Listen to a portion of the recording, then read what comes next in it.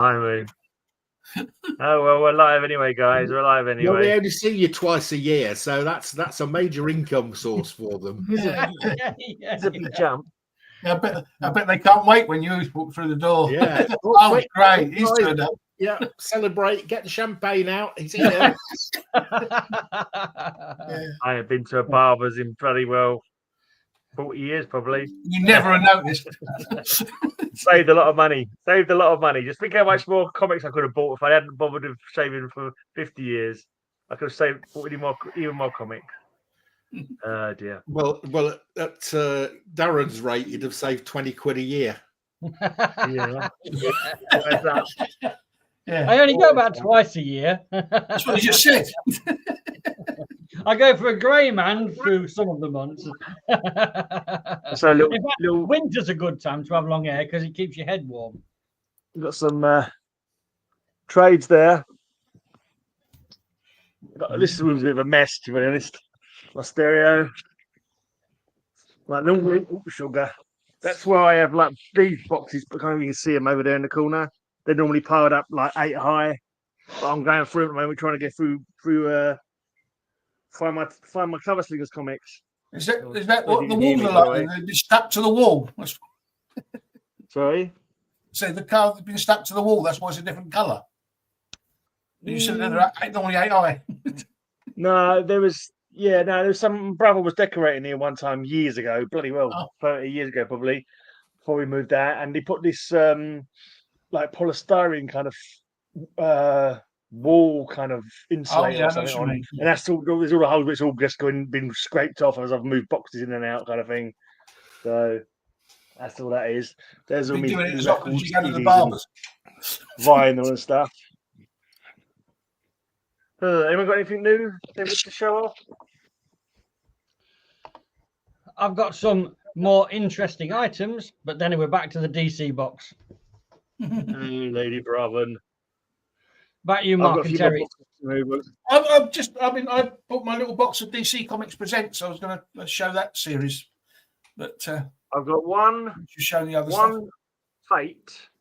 Yeah, I've got a couple more. One more I think to finish off this run, but unfortunately I have to move 14 boxes to get this to put this away because it's second box from the bottom, and I've got to move the short boxes out first before I can then move the long boxes out.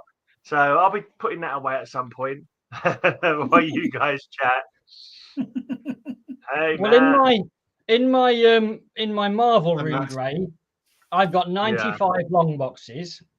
Blimey. In layers, right?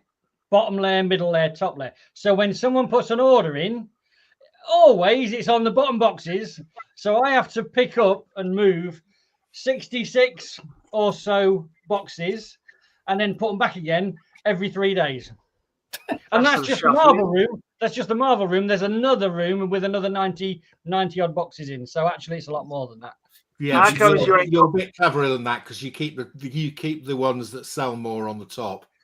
I thought about doing that, Mark. I really did, but it's just not practical because, if I did that, the alphabetization would just be screwed up and I'd lose my brain, Is it? How comes you ain't got massive muscles then, Darren? At the end of the selling, I do end up with Popeye muscles, at the end of the selling. Done it for 18 months, Gray. True. He's letting some kind of pop. So now I look more like olive oil. Oh, well. So sadly to say, it looks like we've got no American friends on tonight because... Wow, is this the first ever? Is this the first ever all-Brit show? I think so, yeah. I think it is, actually. I don't think that's happened before. So no Purple Haze advertising and no dubious facts for checking.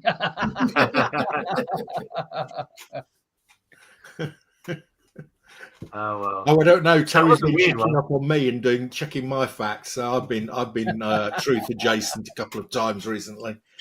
Oh, that happens though. You get things mixed up. You even your own memories getting mixed up. You know what I mean? They all sort of rolled into one, don't they? And you're kind of like, Yeah, but Mark, I didn't put it in your comments, did I? No, I know. I appreciate that, Terry. Yeah.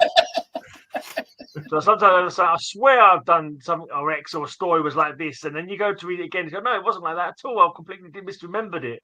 So It's just the way it goes. Not only that, Mark, they're bloody expensive as well. They are. Which one? Yeah, what I was doing, Terry, was basing on the ones I'd got. So I realised that. That's why I did it in the comments there, because so I mean, the only reason I found out that was the fact that I was looking up that cover you had because I liked it to see how much it was, and when I put that one in, it came up with two others, and I went, what's going on here? I found them as well. They were pricey. I haven't bought them. Yeah. Let's see. That goes to show you about Neil Adams against Nick Cardy. Nick Cardy, and to be honest, I think Nick Cardy's a nicer covers anyway in most ways. So you talk about the unexpected video you did. Yeah. Or did you make a few errors in that one? Well, because I was basing it only on the comics that I got, I made the error of saying this is the first Neil Adams, whereas it was the first Neil Adams I'd got. Your video. Terry spotted that there was a one or two I hadn't got earlier. Right. How many do you need for that series? I think there's 118. I think I've got. I'm short about 20. That's pretty good to go. All the expensive ones, probably. Yeah, and there's some of the ones I've got are low grade. That I wish I would want to upgrade. So don't forget, if you upgrade them, I'll buy the old ones off you. If I ain't got them already. I never have a problem. The problem is, Gray, I then put them up on my whatnots, and they always sell. Yeah, true. The biggest buyer actually is Tempest. Because I put them up for £3, and he knows at £3 that they're gonna, they're good value. Yeah. Well, you think, a comic costs you £3.20 now, doesn't it? And in general, you're going to get more pages of the old ones as well. So actually, I made that point a couple of times. I've said to people, look, why are you buying new comics at, because you buy a new comic at whatever it is, £4 to £5 now. And you can buy an old comic. I'm selling old comics for £2-3, £3 generally. And you're getting better artwork, better story, and it's more valuable. And the new one, in a year's time, that new comic you've just bought, you won't be able to sell for £1. So there'll be plenty of them around, won't there, for £1? Yeah. So you're far better off coming to me on Whatnot and buying old comics for £3. That's why it's like when there's some of the books now that doing the specials. What were the 80-page giants? You could get for 50p a pound or whatever, and now they're like $9.99. Yeah. So I have it in my head that if I'm buying a comic off of eBay, an old one for £6 or £7, I'm not doing myself. I'm not doing bad really, because a new one's going to cost to buy our comics from Canada by looks of it. Yeah, we need to get them in Canada. No, new comics here in the UK are really expensive, Matt. I get a $3.99 book for £3.20 from Peebles. I buy mine from. But but how many $3.99 ones are there now? Most of them are $4.99. No, that's right. That's right. I just ask Matt. Matt, now that America 65. Yeah. So Matt, now that America wants to take over Canada and a lot of Canadians are boycotting American goods, are you still buying your comic books, or have you given up on them until Trump is ousted? But the stupid thing is, the reason they're cheap in Canada is they're all printed in Canada. Yeah, that's right. That helps. That's why it always make me laugh when they used to say about American comic books. When you look at the bottom, printed in Canada. Yeah, virtually everything. Virtually all of the comic publishers publish in Canada. I think Marvel has a couple of print houses in the US, but 80% of the comics are actually printed in Canada. So when there was this 20% tariff going on, that means that. You want to come in, Matt? Let us know if you want to come in. I'll send you the link. It's printed in Canada, so to get them back to the States, they'd have to pay 20% tax. So that would have mean the cover price of all US comics would have gone up. Yeah. No, I always love that idea when they talk about American comic books. When they talk about the Canadian price variance, and I thought, well, that's an oxymoron, surely. This is really they're silly. printed there. It's not a variant. Really printed there. Yeah. It's box 5. Box 5. You know what annoys me about box 5? What's annoys you about box 5? It's got my 4 comics in it. And I really want them to be in box 4, but I can't be able to change them around. It's like it annoys me. Box 5 has got 4 in it. Change the lid, yeah. But I've got it on the side of the box as well, so so that's got my 4 comics in it. Have you heard of sticky labels? Darren has sent you some boxes that are over full, and I need to start shuffling them around or moving them about. And I've got so many very boxes anyway. But I've got a batch of 4 that I picked up recently. And look at this box. This is my 4 box, already bloody well full to the bloody brim. You're not going to get any more in there, mate. 30 more or so that I picked up recently. They've got to try and squeeze in there. It's not going to happen. You need a long I box. don't know what I'm going to do. What's that? You do the same as me? I do the same as Gray. I know he got numbers on his boxes. I see him in the back of his video. He's always got numbers on his boxes. I wondered if he had a similar thing. Yeah, but he has a decimal point on it as well, don't you, Matt? Yeah. 7.5 and 39.4. So I'm assuming that's in fact he's got half an amount of something else in the box. So another slightly annoying thing is that I was doing short boxes sort of numbered and long boxes were alphabet on them. And so I've got this pile of short boxes down the side, and for some reason I managed to miss out number 6. So I go from number 5 to number 7. And number 6 is like, I think it's a slightly larger box, like a more medium, and that's somewhere else. The problem, Gray, is box 4 should be Fantastic 4 as well as 4. That's true. They wouldn't fit. They would not fit. I know what Fantastic 4 is. It's up here. I think it's number box 32 or something like that. See, Matt's a lot cleverer than you. See what he does? Yeah. That same sodding around more room than me. It's got more bloody room than me. There's something about, I don't know. I've got, I've got my Conan boxes overflowing. My JLA box is overflowing. And I'm talking about, so you have a box like that, and then you'll have about 25 comics sitting on top, and then the lid goes like that when you touch it. Matt, has your Ghost Rider 2 arrived yet? Who's Ghost Rider 2? Matt bought Ghost Rider 2. He said it was on his. He said it was. I watched a video of his, and he said it was on his comics he wanted this year, and I'd got one that I was selling. Not yet. Okay, it should be fairly shortly, Matt, because it's usually about 6 to 10 days that it takes to get to Canada. Yeah, I had someone like they would put up like what I want to collect this year, and I run the comics on it, which was the first appearance of the new Teen Titans. And I'm like, I've got a double of that if you want it. We're sort of, I showed him pictures. What do you think for the price, whatever? And he goes, I can't afford it at the moment. No worries, I've got no rush. I'm not in any hurry for it. Just whenever you're ready. And then he just went, no, I don't want it. I was like, okay, fair enough. Well, it's like there was no like the price hadn't even been discussed yet, so there was nothing to do with the price. And like the condition, he seemed happy with it, but he suddenly just decided he didn't want to bother with it. So it's like, okay, did you actually want the comic or not? What's the point of making a video about it if you're not actually want? So but that comic book I picked up from the Mart from that fella for only 20 quid. And he actually, when I went there last Mart, he said, I messed up a few months ago. I sold this book to some guy for 20 quid and it's worth like 140 or something. I saw it in Gosh Comics. And I went, oh yeah. But I think what I'm going to do, because I'm too lazy to bloody well sell it. So I'm just going to take it back to him. So here you go, you can have it back for 20 quid and I'll pick up something else. Because I feel guilty for taking his comic book off him. No, for goodness sake, no. Was that the Teen Titans? Is that number 2? Is what was that the first Deathstroke? Talking about what? The one I'm talking about selling? Yeah. No, Matt. I did that at Mate's Rates, and it cost me 15 quid to send it as well. So you're getting it. It's almost it's half of an AOK, to be honest. Right. Something really nice happened to me the other day. So I'm collecting Simpsons comics. And I said so in my video where I said I was collecting.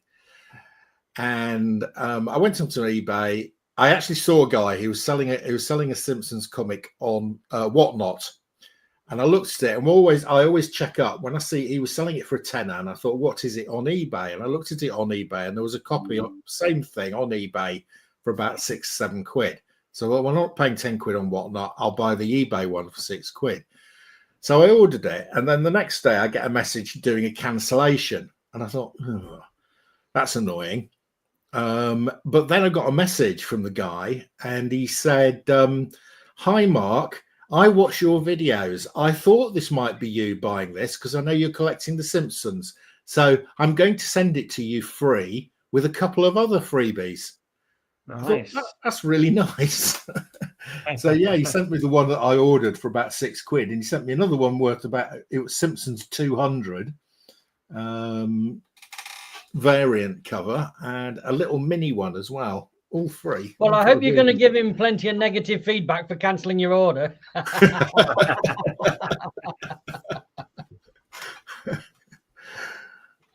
Yes, that was really nice. That is a nice story. That's nice when stuff like that happens. So box 7 appears to be Resurrection Man. Resurrection Man and Spectre. Oh, I tell you what, Gray, the way you're struggling to get them out, they're rammed in tight. They are rammed in tight, mate. They are rammed in so tight. When I put in, if I ever have to put a new one in the box, I have to take a few out like that, so I can go through them, and then I have to sort of like, put it on its side for a start, so the gravity's helping. Oh, So look at that comic you were showing, Terry. I think it's a box full. You've muted yourself, by the way, mate. I don't know what happened now. You've muted yourself. You're muted, Terry. Don't know what happened. Hooray! So when I've got a complete collection of mine, I do that to them. Oh, you put it on the box. That's cool. a bit smarter. It's a bit smarter than box 2. Oh, I see. You've cut the top off one of the comics to stick it on the box. Nice. He stuck stickers all over it as well. He's got his artistic side out. Blimey. I've got to find a use for all those stickers you sent me. Now I've found one. Yeah, I've just sent a set of them to Matilda. I put them in the package because I've just sent them an AOK, or I haven't posted it yet, but I've done it all up. I wrapped it with your wrapping paper, Darren, and I've put some of the stickers in it as well. You know, there's quite a few people I've seen on videos of or sent me messages saying they keep the paper to reuse. Might as well, eh? Might as well. I did at one point. I tried to sell the wrapping paper on the website, but I didn't sell any. Oh, well. Did you have it printed? No. So what happens is every Christmas, well, not every Christmas, but every Christmas when Marvel and DC films are doing well, the shops fill up with wrapping paper. And if you hunt around enough shops, you'll find some usually called licensed wrapping paper. And they have to pay a bit more for it because it's licensed to Marvel or DC. And then I just buy as much as I possibly can, as long as the price is pretty cheap. So I end up with rolls and all. But it's very hard to get DC paper, very, very hard, because they don't license it out. All right. So when I see DC, I mean, I bought some, but it was way more than I would normally buy. So I found some Batman stuff, but I only bought it to send to people who buy DC off me. Because it's like £3 a bloody do. You know, it's a lot to add to an order. Yeah. I've got three more. This is a great run, isn't it? DC Comics Presents. So I've got great covers. They're expensive. I need three more to finish my run. The one that I picked up at the Mart wasn't one that I needed, unfortunately. I picked up about 6-7 comics that I didn't need. I picked up a copy of Backlash #3 recently, because that was the first one that I got. And it had a torn cover, massive chunk torn out of it. And I thought I'll upgrade it. So I picked up Backlash #3 recently, went to put it away. I'd already upgraded it a couple of months back and forgotten about it. So DC Comics Presents a sort of Brave and the Bold for Superman. So it was Superman teamed up with somebody. Yeah. That's right. And they sell well, you know. Yeah, no, these are good. I think they do. If I put these up, they go as well. They go a lot better than Superman by himself. Oh, by far. I think as well. One of the pluses to any set for selling is if it has a start and then it has an end. So it's not like 600 issues forever. Like this one's like a number 1 to about, what is it, number 100 or 120 or something? I don't know. No, 93. 93. But it's in a price. It's in a year range that's affordable. There's no like 1961, 62 big keys in it. There's a couple of interesting ones in it, but it's in an affordable run. So I think that's why people like to collect it. The funny thing was, yeah, I had it originally, and it was one of the ones I sold back in 84, 85.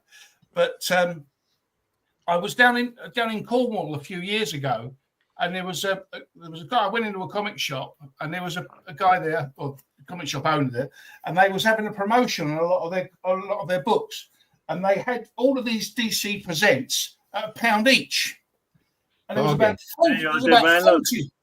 There was about 40 of them, and there's one. There was about 40 of them for for £1 each. So I can't say no to that. So I bought them, and on the wall he also had the first He-Man on there. Oh yeah, and that he only had on the wall for about £20, £25. So I bought. How long ago was this? About 4 or 5 years ago. It's a good deal. Well, if anyone see the £20 blinking He-Man one, let me know. Yeah, that's but what I it need. was around £25. But no, but the silly thing was, I mean, I bought all these DC Presents and a few other different bits and pieces. I mean, I think I spent about £100 in the shop. But because I had spent that £100, he knocked 20 quid off it. So I've actually got that DC Presents for nothing. Nice. Yeah, but have you got Cyber Frog Zero? That's the real question. No. That's the question on everyone's lips. Have you got Cyber Frog Zero? What you say on everyone's lips. It wasn't on mine, Gray. No, I can't believe that. I find it hard to believe. Have you got Savage Dragon and Destroyer Duck? That's the real question. How many keys are in that DC Comics Presents then? Oh, because you got there's several. I'm lucky. That's the one that I bought. The Teen Titans one. There's the He-Man one. That's one of the only ones that I bought as a kid. That Teen Titans one. Bought it from the corner shop near my dad's when I was visiting for the weekend. How much he cost it? That's $170. I need to find one. The other thing was, mine wasn't. Mine was. I mean, I don't know whether it makes any difference at that time of year, but mine was, the barcode one as well. So I don't know whether that made any difference. Where are we? 78, 70, 79, something like that. Yeah. So barcodes were common. Yeah. But no, that's it. But no, there's a few. There's a few of them. Who wants to have some sex and violence? Is this a correct fact? A DC Comics Presents annual number 2 is the first appearance of Superwoman.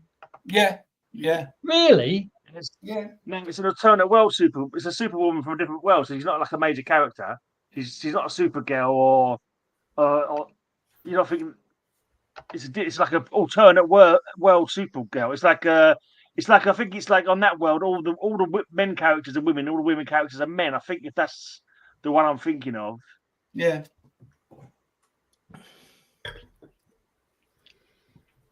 I think I had the He-Man one and I sold it. Have you got this? Knowingly? Yeah, knowingly. Yeah, I think somebody got a deal. I think I sold it on early Whatnot for about 25, 30 quid. You should have sold it to me, mate. Yeah, Mongol. I think I've got the Superboy Prime one. I think it's 47, 49 that I need, and something like 60 or 80 or something. 47 is the He-Man one. Right. I think one of them is a Shazam appearance, like an early-ish Shazam appearance. 26 is the Teen Titans one. I've got that 27 is a character called Mongol. Yeah, that's yeah. I've got the Teen Titans and the Mongol. I said 93. I should have said 97. There's actually 101 because there's 4 annuals, so there's 101 issues, really. Yeah. I need annual number 1, and I need 47, 49, and the one I've already forgotten again after I just looked at it seconds ago, 80 something or other. Yeah, I picked up about a lot of the. It was an auction lot of about 50 of these for about 40 quid, which I thought was really good. The Sergio Aragones one, Mark. I put that in the plastic Rudy case. Man. I haven't got that. Can you put that aside for me? No, it's fine. It's fine. I'm not selling my comics. I'm a keeper. I'm a collector, not a seller. I'm the anti-Darren. I thought you were the anti-Darren. Yeah. They're for taxis. The Darren and the anti-Darren. Yeah. Well, at the moment, you look pretty good as one of the Darren and anti-Darren because he's got no hair. Oh, Ambush Bug first appeared in 52. That's cool. Is that his second appearance? Ambush Bug 52. Ambush Bug. I like Ambush Bug. Yeah, it was the first appearance of Ambush Bug, wasn't it? Well, it's one of the best Ambush Bug stories is in DC Comics Presents with the Legion of Substitute Heroes. That's such a funny story. It's amazing. That's another one I bought as a kid. I don't think it's 52 though. Could be.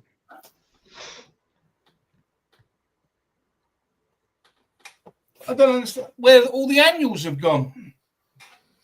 So I put them in I put them in the order of the year they came out, but I don't know where the bloody hell they've gone. You've not had a visit from Greyman, have you? No, I wouldn't do such a thing. I only need number one. I know I took one of them out because when they had those team up things, I had the Superman versus Superman kind of thing on one of them. Because the first annual is Superman and Superman and the good Lex Luthor and the bad Lex Luthor. So I know that one wouldn't have been in here, but I don't know where the others are. East Boy. I think he used that one in Kissing Covers Week.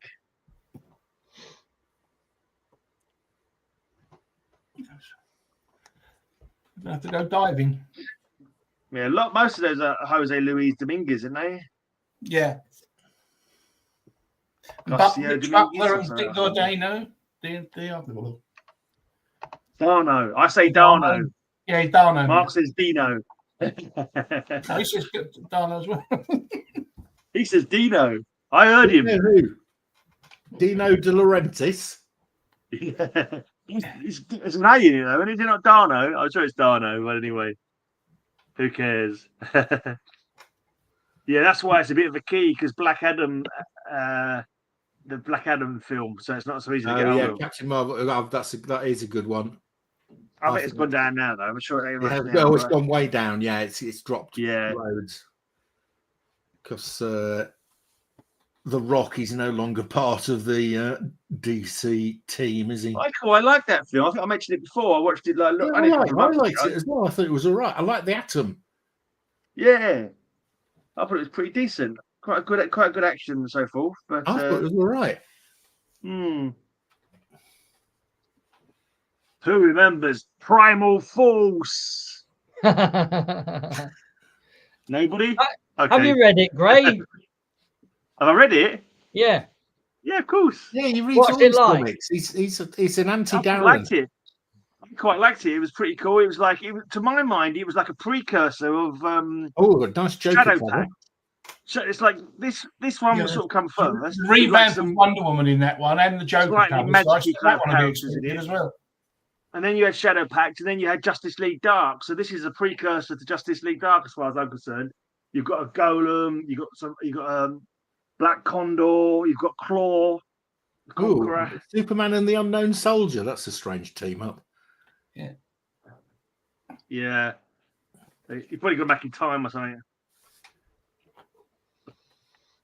That'd be a favourite one of Matt's, I expect. The Legion of Superheroes, isn't it?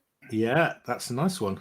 What's that number, Terry, at the bottom left-hand corner? Is that your archive number? That's the number in my collection, yeah. Wow. What? Okay. See, well, that's the thing is, you were talking about everybody been putting in boxes. I scan all of my covers and then sort of the collections, and then I put them into the boxes that they're in, so that when I go looking for them, at least I've got a good chance of finding them.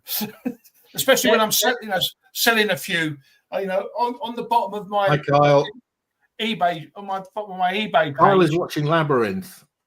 Yeah, good film.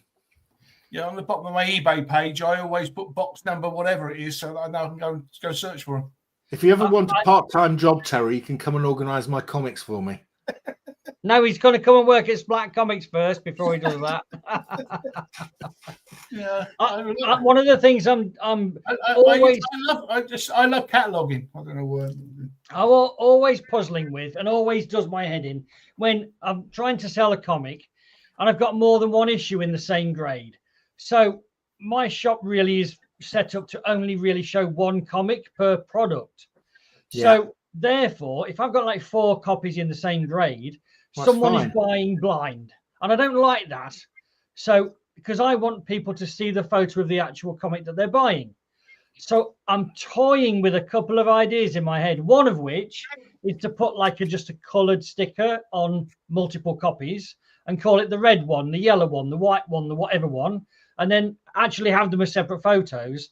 And the other one is very similar to what Terry's done, is actually number every item so that then every single item has a number on. And that means that the number system has huge implications for efficiency, because if there's the big boy. There's the big boy. That's the one. That's the one.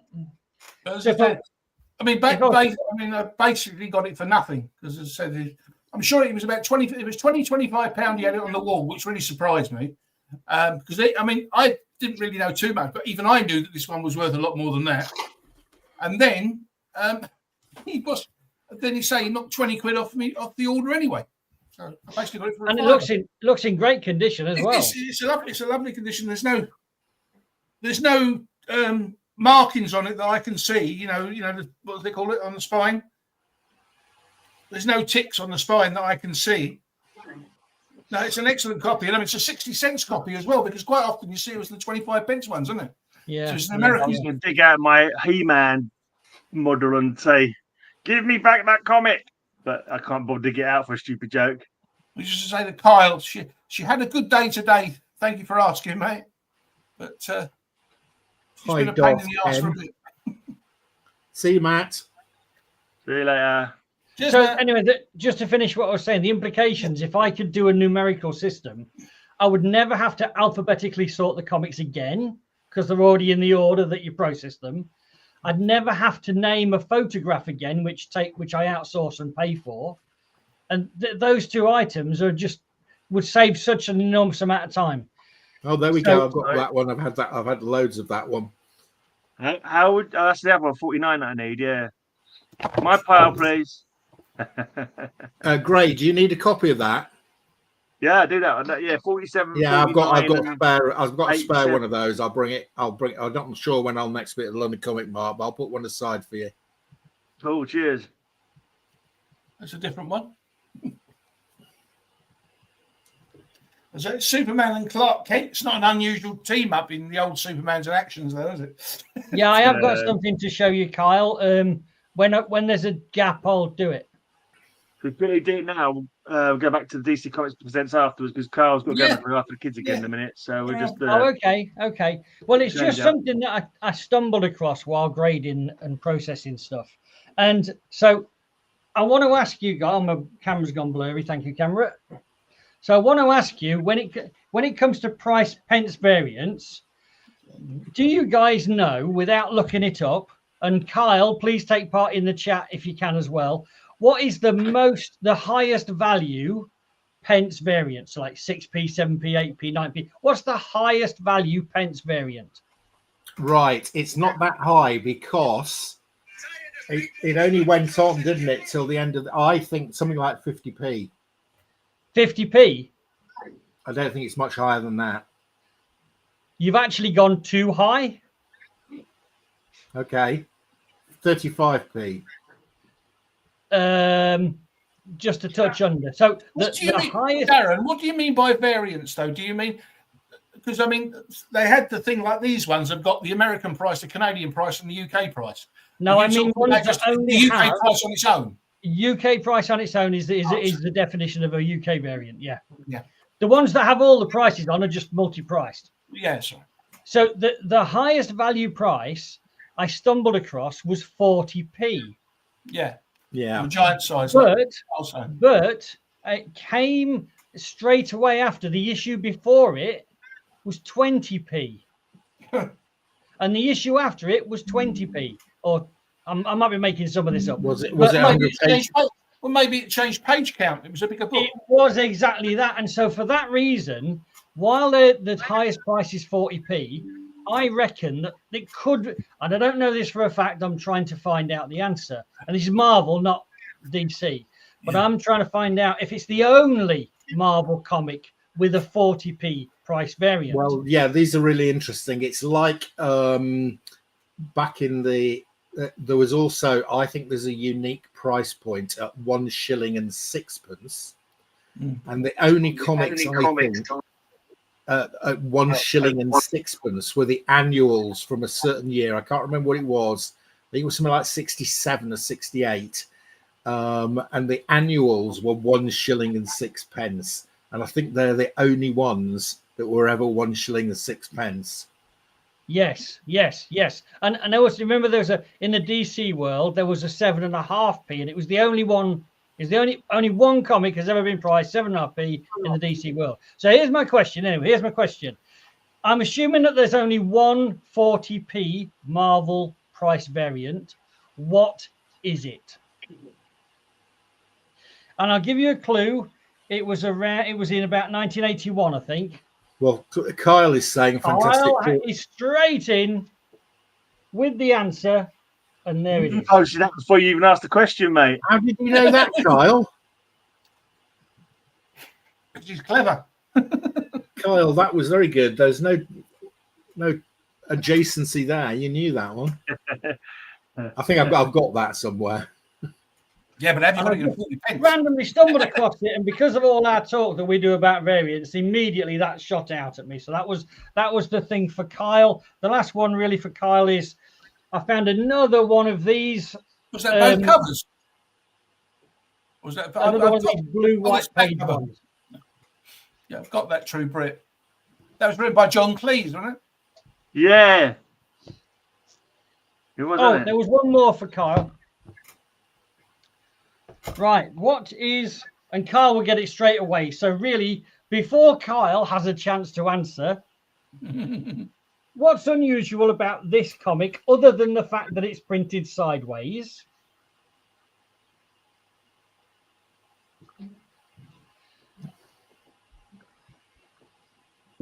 Something about this comic makes it unusual. Because you've got She-Hulk on it and it's a Fantastic Five. No. A clue is I've stuck a V on it for variant. Oh. There is a variant or some kind of. It's not really a variant. I use V to denote something that needs to be told sometimes, and this one certainly does. You've got two covers? No. It's got an insert. So Mark, you're on the right run. You're on the right thing. Got an advert. It's got an advert for something. No. Is it the one you showed us before, where the advert's at the front or something? No. This is in the context of this comic, it's not so important, but in the context of another comic, it's massively important. I think about 4 or 5 comics had this thing happen to them. Are you ready? Oh, tattoos. What's the other comic that really matters for having that? The Hobgoblin one. The Hobgoblin. Spider-Man. Yeah, Amazing Spider-Man 238. Yeah. And that's how they came out. So that's what you're looking for. A Hobgoblin with this tattoos thing in probably doubles the value. Well, where are the tattoos? They're inside a little pocket. So this thing here has 2 sheets of paper stuck together. And you have to peel off the front sheet of paper to reveal the tattoos. Mm. So they're still there, are they? Then they're inside this. Yes, this is basically a sticker. What Fantastic Four is that? Because I've probably got that and I don't know about it. That is Fantastic Four 252. Oh, I've definitely got it. I've never realised that. But there's about 5 or 6 comics that had the tattoos in. And 2 of them are this one and Amazing Spider-Man 238. I don't know what the other ones are. Can those be carefully removed and stuck inside a hobgoblin? No, that's what they did, wasn't it? I think they can. I think they can, Gray, and I think that's part of the. That's what they've done before in the two, because they were missing in a 238, and it was the dearest one. They put them in the 238. Yeah, exactly. I've got to say, I'm sorry, but there's no bloody way that having some stickers it doubles the price. It's stupid. It bloody does. idiots who want to pay extra for stupid stickers. Especially when they stick it in a case, when they put it into a slab. Yeah, you're never going to see them anyway. Yeah, mugs. I know. Absolute mugs. I know. And that was it for Kyle. Oh, who remembers the epic series Lab Rats? There's only one person. There's only one person who remembers that series, and it's Greyman. or John Byrne, who drove. That's John Byrne art, isn't it? So it's John Byrne who drew it. Yeah. He'll remember it. He doesn't remember it. I asked him about it. A whole 8 issues. Orion. It erased it from his memory. Yeah, probably. Right, you want to show the rest of your DC Comics, Terry? What we got up to?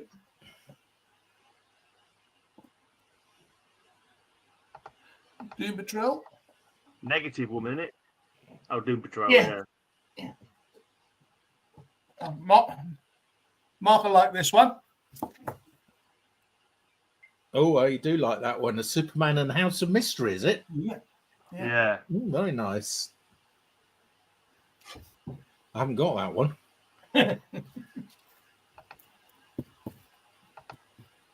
I have got a few doubles of these hiding around somewhere, but it isn't that one, unfortunately.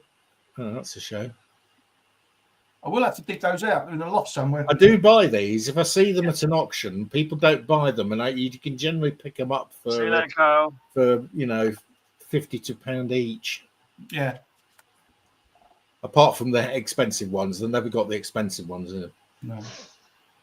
Justice League Task Force.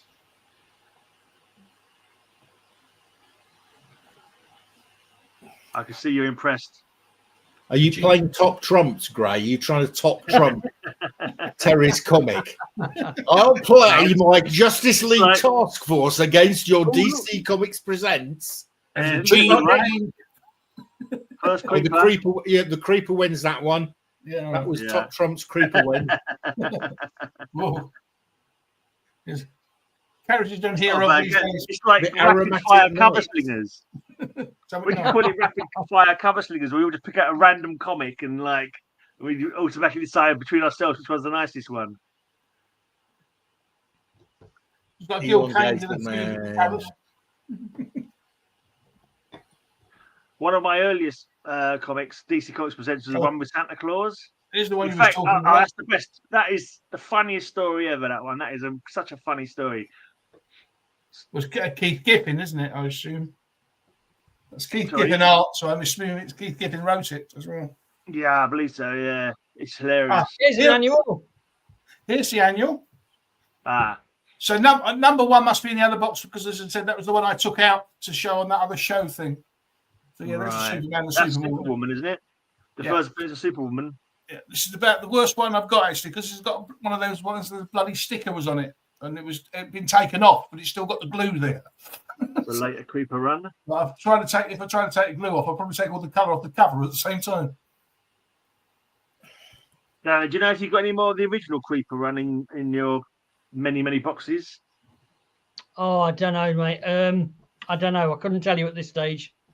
Yeah, I got a Creeper 5 I was selling on Whatnot the other week. I don't know if it's sold. I just got my first Creeper from that run. One-man Army Corps. One of our good old Jack Kirby inventions. If you guys are looking for another fun run, Hitman. The Hitman run is really fun. Is it Garth Ennis? Yeah, and John McCrae. Yeah, he did the second part of the Demon run as well. That team. They're very funny. It's a real good tongue-in-cheek, funny series. And his first appearance. Where was his first appearance, Craig? Demon Annual number 2 or 3, was it? Yeah. which I happen to have, but only by accident. Terry, what's weird, Terry, is that on this show, your voice sounds completely normal volume compared to everybody else. But on your videos you put out, it's like you're quiet as a mouse. Yeah, I've said that before, but you couldn't work out how to sort it out. It's still the same, though. Don't know why. I'm on the same thing now. So. Oh, hold on. When you do your videos, do you use StreamYard?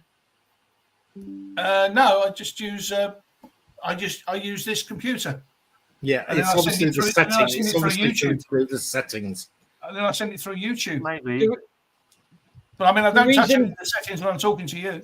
The reason being, I think if you're creating content, you probably have a different bunch of settings to be taking part in someone else's content, both on your computer, but there might be a different setting that you need to play with for your voice volume. Yeah. Because quite often you send a link. I put it on higher, everything. But the funny thing is, when I play it back to myself, before, just in case I said something I shouldn't have done or whatever, when I play it back to myself, it sounds fine. That's what's so stupid. Crazy. I just don't understand it. Yeah, I mean, I bought a new computer so that I could do it properly, because the old computer I had, or the old thing I had was bloody useless. So, I mean, this is all in one. I mean, the camera's built in. It's Blackbriar, something or other, Fawn. Blackbriar Fawn, is that the guy's name? So I had fun last week. I got Bill ended up coming into my whatnot moderating, which was fine. But then he told his boss that he'd been on whatnot, and his boss said to him, "Oh, you need to run a whatnot show for Nelco Comics." So he contacted me in a panic and said, "I've no idea what I'm doing. Can you help?" So I said, "Yes." He said, "Can you come and moderate and be there when I'm doing it?" I said, "Yes." Oh no, has he done it? Yeah, it was on. It was last Saturday. Shit! I wanted to watch that. So. Actually, in terms of technically, it was all fine. And Bill was really funny, because you know what Bill's like. He's funny. He's funny. He's an actually funny guy. And actually, he was a great presenter. And he would be, even because you know what, Mark? I think that his clumsiness and dorkiness adds to massively his charisma. It does. And he started singing. He was singing silly songs. Anyway, so he was a great presenter, but the comics were ridiculously priced. Really high. Yeah, they were like double fair market value. So he's putting these comics up, and I'm going, what the fuck? Nobody was buying. So the only person that literally, during the whole show, he sold 2 comics, and that was to me. Is that because you felt sorry for him? They must have been rare. No, there were comics I quite liked. The shipping costs, so because I've got a Stackery address in the States, the shipping you get. So Well, you know, he's ill now, and I think he's probably ill through post-traumatic stress of doing that. I said to Bill, I said to him, "You were a really good presenter. If you got decent stock to present and you get some followers, you'll actually do really well." And he said, "Well, I don't have anything to do with the pricing." The pricing was crazy. Literally, he was putting these really nice, fantastic 4s up, and I'm going, "That's about double what it's worth." And I checked it on Go Collect, and I'm thinking, nobody's going to buy that at that price. And so nothing sold, because it was all double fair market value.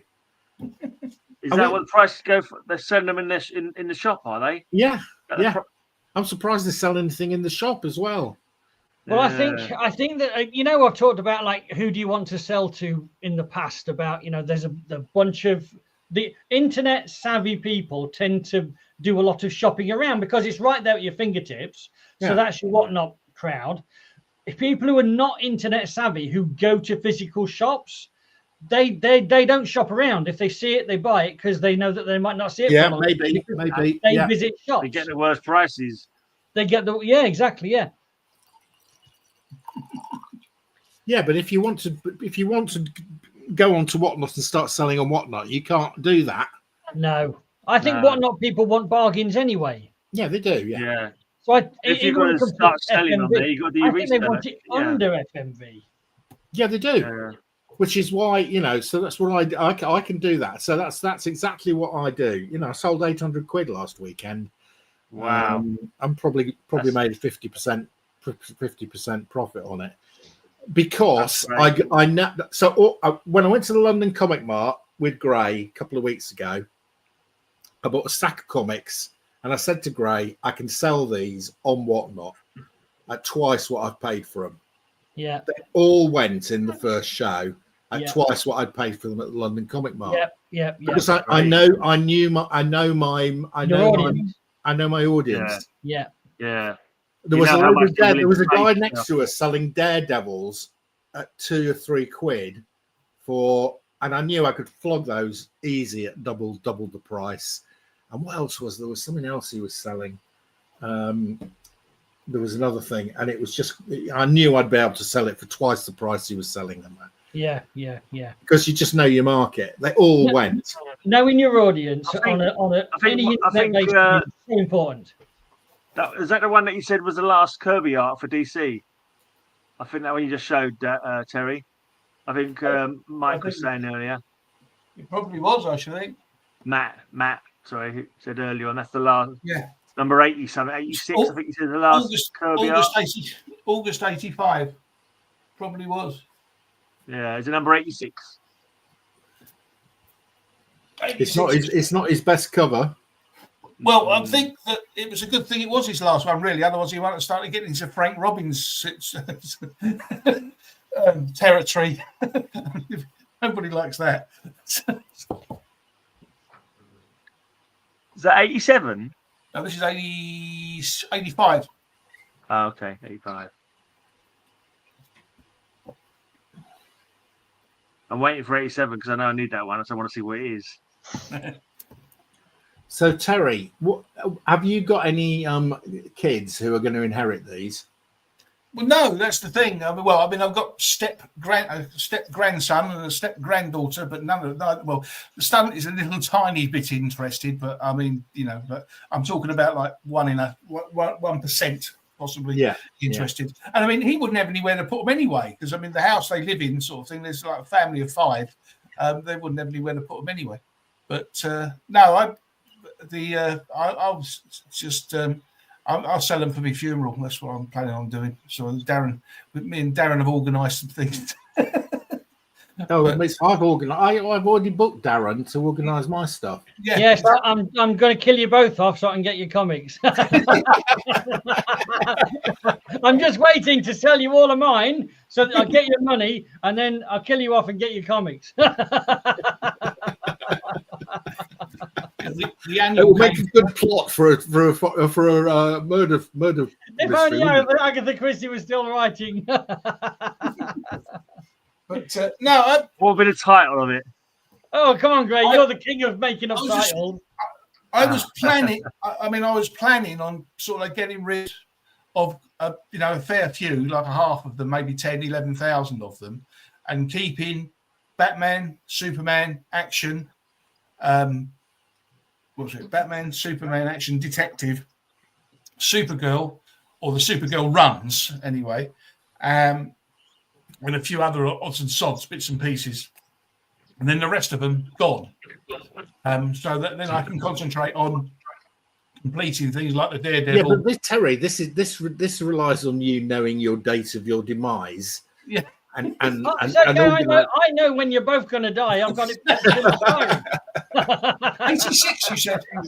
He's already paid the deposit to the hitman, so he just paid the rest of the deposit. And then Garth Ennis is doing it, yeah. We both go on the same day. Darren hasn't sent me his address yet, so I can write him in the will. The only thing Terry, what we need to watch out, I know where he lives. So what we need to watch out for is a sugar beet or potato farmer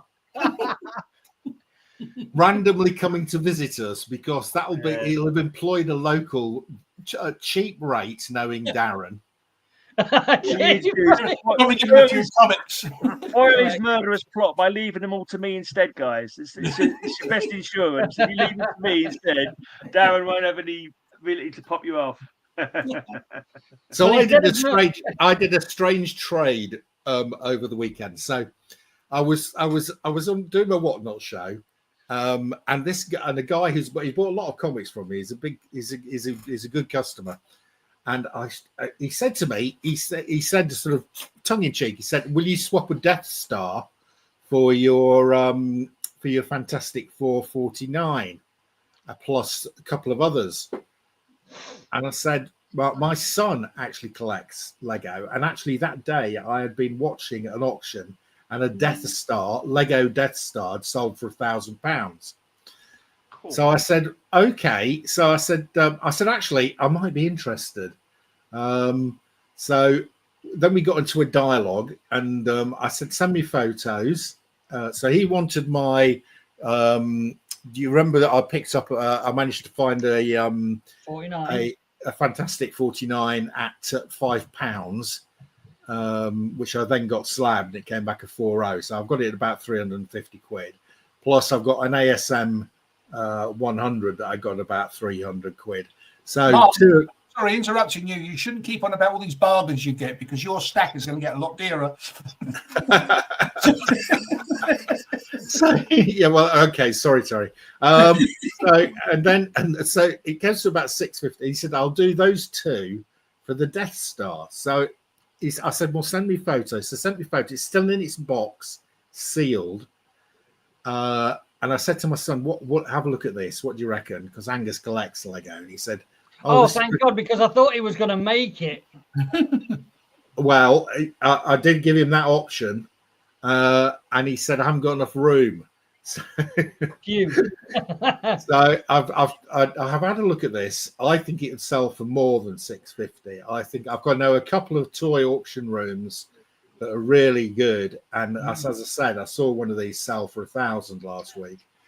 So I've done the deal, and I've swapped two nice slab comics for a Death Star. Wow!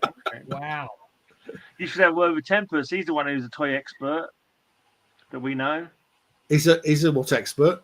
Toys. Toy expert. He sells he? toy fair, doesn't he? Oh, of course. Yeah, he sells a toy fair. Yeah, I'll ask him about it. Yeah. Yeah. So I'm going to take receipt of a Death Star tomorrow. Wow. These are the last few. Was it 86 you wanted to see? 87. I was wondering what 87 looked like, because Great. It would have to be called, instead of Murder Most Horrid, Murder Most Marvelous. But you're all DC collectors, so it doesn't work. Yeah, it doesn't work. That's not 87, is it? That wasn't 87. No, that's 86. Yeah, 87. And I think this is the Canadian variant as well. Oh, is that the Superboy Prime one? Oh, bugger. Yeah. That's right. Okay, so when I bought that set, when I checked it, that was the one which was worth some money. Yeah. That's worth some money, isn't it? It's first Superboy Prime, yeah. They decided it's Superboy Prime. Terry, I thought it was an earlier one. Terry, don't put it away. Explain to me Canadian variant. What are the signs? Well, actually, no, I might be wrong there, because usually the Canadian variant usually just has the number and the dollar amount. It doesn't usually have the date. But that's not the date, so maybe I'm wrong. I do not know the answer to this question. And when you said it's the Canadian variant, and I looked at the price box and I only saw a single price, I thought, is that one? Is that how you see what they are? So I don't know the answer. Anyone who can confirm that would be wonderful. I mean, I think the Canadian one, there is no date on it. It's just the number, the number and the price. But, I think there's some Marvel ones like that I've seen that just got like 75 cents on them, or whatever the case may be. Yeah, I've seen a few of them before, and I didn't know whether they were a direct edition to US news agents, but you don't see many of them, so it can't be that, although we are in the UK. Or there was some kind of reprints that would do that. Possible. I think Canadians, the other option. I don't know which one's which. Yeah, is it $1.60? $1.25. Oh, that's weird. Because the Canadian variant, according to Metarog, my comic shop, is $1.60. Yeah. So what I don't understand about this is that it's the only one that I've got that hasn't got, the Canadian and the British, Canadian, UK, and Well, look at the corner box to start with. That'll give us a clue. The bottom corner box where you would normally see a barcode. Yeah, that is the barcode. So, it's got a right. barcode So we've got a barcode on it. Right, it says that's a Canadian price variant. Then the Canadian price variant here has got a barcode on it, and the American one's got 50, like a 50 on it, 50 DC. Yeah, but that's $1.25. It says it's $1.25 that one, but it's also what I'm seeing. It's also got some other prices on it, UK prices and stuff. Yeah, well, this one has. Your one's just got the dollar price. That's why it made me think it was the Canadian variant. Terry, what's the price on it? We can't see it here. $1.25. It's the Canadian price variant then. Yeah. No, it says the one I'm seeing on my comic shop says $1.60. Oh, okay. Well, I mean, the American price for it is 75 cents. I mean, issue 88 is 75 cents. Unless it was a second print. Unless there was ever a reason to do a second print of it some time afterwards, and it came out later and had a higher price, but that doesn't make a lot of sense in my head. It looks like $1.25 for the American variant on my comic shop. For the American, so it shows the other prices as well. Yeah, well, it's weird because I mean, say issue 88 is 75 cents. I mean, I don't know whether there's more. Actually, saying that, this does feel slightly thicker, so maybe there's more pages in it. Let's have a look.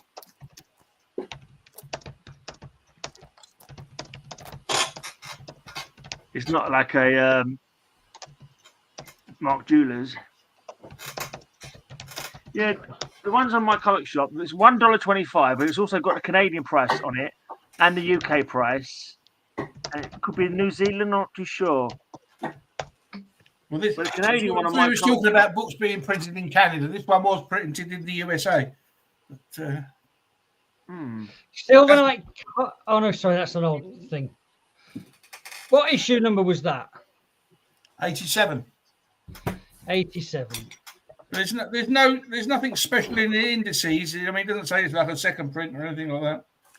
So there's only $1.25. There's no UK price or anything like that on it. No, there's no UK or American. Well, I mean, no, I can't see it being an American price either because the American price was 75 cents. What, American price before, yeah? Well, I think it's a Frank Dobson facsimile. I mean, the thing is, this is a thicker book. Oh, here it is. Found it. No, that is a USA normal price, $1.25. Yeah. I'm looking on Atomic Avenue at the cover photo that they have of it, and it's $1.20. And the issue before, you're right. It's gone up 50 cents. Yeah. But it's a thicker book. There's more pages in this. 88 goes back down again, so it's a double-sided. It's a double-sided. Crossovers. Oh, because of the Crisis on Infinite Earth. Yeah. But what the thing is, I reckon it's a direct edition US. Yeah, exactly. That's what I was going to say. It's got to be a direct edition because otherwise it'll have the UK and the UK and Canada price on it. Why are you confusing us with this Canadian stuff, Terry? I don't know. It's nice to have a silly conflab, isn't it? It's you lot down in Somerset or down in that part of the country. Dorset, Somerset. Dorset.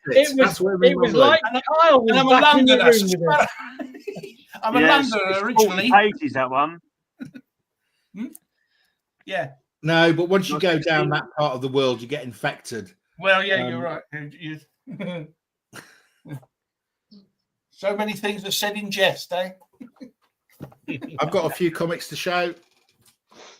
Shall I just finish these ones? Oh, yes, sorry. That's all right, just finish. There's only a few left. Any more Canadians? Possibly. Who knows? So I still don't know how to identify Canadian price variant, but I think it's the price, right? It's a higher price. Yeah. They generally, because the Canadian dollar's worth less than the American dollar at the time, instead of it being 40 cents, 35 cents, it would go to 40 cents. But would there be any difference with the corner box? No, it's just a different price. So it's pretty much his price only then. Yeah? It's like a UK price variance. It's just a price. Gotcha. Except it's cents because they use the same bloody. I can't recall ever seeing one. Have you guys? Have you seen Canadian ones before? Yes, I have had. I have accidentally sold on Whatnot. I had Kyle jumping up and down in the chat because I was selling a Canadian price variant cheap. And I sold it, and Kyle was going, "It's a Canadian price variant as well." Surely there can't be that much difference in price for a No, there is. Canadian. No, they can be. Yes, no. Some of these Canadian price variants do go for a lot more money. How comes the British price variants are worth less then? Because the Americans are idiots. Well, yeah, that is the correct answer. But because the American, Mark, apart from Mile High Comics, where he knows how to charge for UK variants. For such a long time, and still today, a lot of the American collectors think that the pence ones are UK reprints, and I think the origin of that came because Marvel UK set up doing black and white weekly reprints. I think that got associated with the pence price variant, and a mistruth became truth. Yeah. Oh yeah. Although we have Alan and I on our weekly Silver Age comic thing have spotted a closing in the price between UK and cents. Used to be 30% difference. It's probably down to 10 to 15% now. I reckon there's a reason for that, Mark. And again, this is a Splat Comics made up reason, but I think there's some logic to most of the things I try to say. I reckon that the reason is simple. It's the internet makes all these facts so more freely available. So it's education. Yeah, and there's people like me go on about it, and Alan is a strong proponent of why the hell, if I've got a choice, I'm going to buy the UK one. It's cheaper. It's rare. It's like 50 times rarer. It's rarer. Yeah. Why not? 9 times out of 10, it's better as well because first, the colour's better. Chances are the colour's stronger. So, it's a no-brainer. But Mile High prices his comics based on supply and demand in the USA. Yes. So pence copies, there are none in the USA. So we charge. Therefore, in the USA, if you want pence copies, you've got to pay ridiculous fees from the UK, and then there's a trust issue where it's got to cross the Atlantic, and if it goes wrong, the guy's in the UK, so you can't get your money back. You can't go around his house and throw a brick through his window or whatever. So therefore, the USA is a very closed market. So if you've got a pence copy in the UK, you can charge what the hell you want because there's enough USA collectors to want those pence copies. You can charge what you want. You've only got to go onto the CGC census because CGC census actually records UK prices against US prices. So I've got a number. Like the Fantastic 449 I just got was a pence copy. I think there were 49 of them pence copies against about 6,300 US copies. It's just crazy, so it's they are far 50 to 100 times rarer. And also, I'm just glad that they didn't do it with DC like they did with Marvel, as I say, because otherwise DC would have been a pain in the ass as well, price wise. Well, they did. No, there are DC price variants. Yeah, but not anywhere near the quantity. There's much fewer of them. There are much fewer of them. Yeah. But there's so many factors affecting the prices of things in the comic world. It really it's not one there's not one answer to solve the whole what's happening with the prices. But one of the things that makes a huge difference is that people like us, right, age between what? I'm 53. One of you guys might be 60 something. So of our age range, you've had your kids. You've paid off your mortgage. In general, apart from Terry, you're not. Apart from Mark, maybe I don't know. Well, actually, apart from me, you're not interested in new comics because it's gone digital. Mortgage, you never had one. So therefore, you've got loads of money spare, and you want to collect all the stuff that you didn't have the money to collect in your youth, and it's not the stuff that's new. So therefore, that there's a supply demand on 70s, 60s comics is really high compared to the supply. Yeah, and and more so smart. More so in the UK because they didn't start coming over until '59, so we don't see all of that other stuff. Other than you see on eBay. I mean, that's why sort of can be. I don't know about Mark how he feels with Alan's collection, how jealous you can be because that stuff you can't get over here, kind of thing. Well, it's crazy, Alan's stuff. One of the reasons Alan and I get on is because I don't compete with him, right? Yeah, because that golden age. You'd be mad too. But it's I can't afford it, and B, it's not here. You don't find that stuff. You do find it very, very rarely, but it's not that common. So I'm not collecting golden. I do have some golden age stuff, but not much. Some American sellers come over into the conventions and stuff, and they might have a few bits and pieces like that, don't they? But Nigel, see. I'm convinced now. We can rest his case. I've been convinced by this weirdo coming in and just randomly commenting. Now I've changed my mind. I've seen the light. Hallelujah! I've seen the light.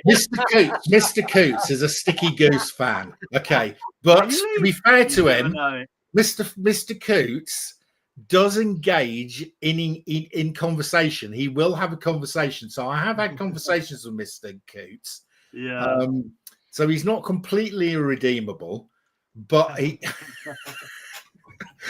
loves. So we had this conversation. So on the last Sticky Goose video, hold on, Mark. The comment where Sticky Goose was right is that I think the back. What's the comment we're talking about here?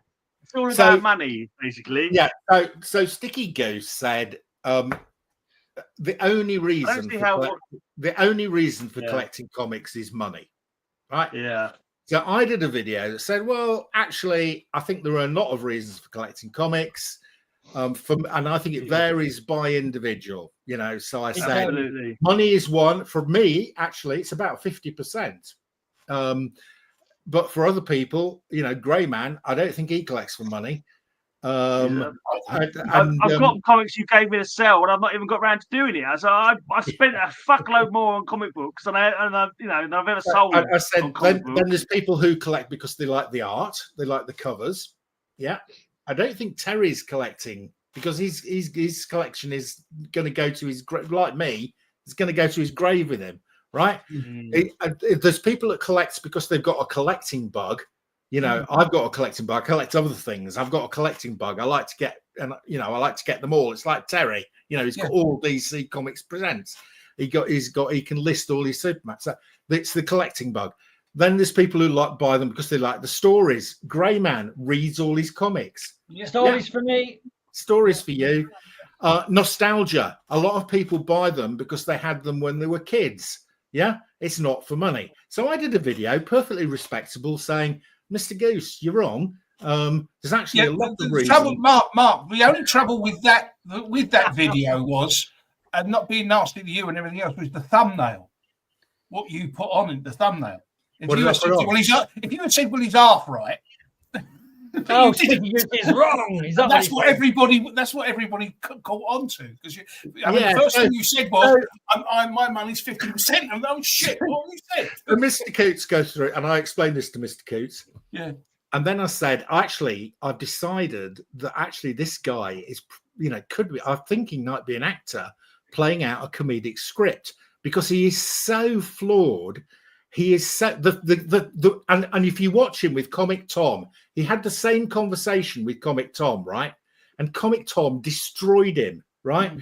He said the same thing to Comic Tom. He said to Comic Tom, it's all about money. Comic Tom went, no, it's not all about money. Some of it's about money, but some of it's about other stuff. And he said, everybody in the chat, all your viewers, write 1 or 2, whether you agree with him or me. And they all agreed with Comic Tom. And they went, this is your audience. They all agree with me. It's not all about money. You can't make a ridiculous bloody well cross-the-board statement like that about anything, really, can you? I think what you've just said there, Gray, I think that is the secret to Sticky Goose and what he does. He deliberately makes ridiculous statements. No. I've changed my mind about it. No. I've decided he is. I've decided he is seriously psychologically flawed. I think he is a complete narcissist. So if you watch him with Comic Tom, he goes, well, I believe that it's all about money, so therefore it is all about money. And he believes that. He's not inventing on the it. spectrum, isn't he? Really? Is he on the spectrum? Go and watch his interview with Comic Tom, right? Right. He I don't want actually believes that. And it's all about this modern society now is all about subjectiveness, not objectiveness, right? There If is I that. believe something, if I believe I am a woman, I am a woman. If I believe that the only reason to collect comics is for money, that is the only reason. And don't dispute it with me because I believe it. So therefore it's correct, right? I'm the goat. Go and watch him. He believes that, and that's the reason he said it. He did not say it to annoy people. I think he said it because he believed it. So this guy, to me, is seriously flawed. He's a bit like John Cleese in Fawlty Towers. He's so Like David Brent, isn't he, from The Office? and David Brent from The Office. You know, they are seriously flawed individuals, but they're really funny because they're so seriously flawed. And this guy is just unbelievable. He is a complete narcissist. Wow. He go and watch it.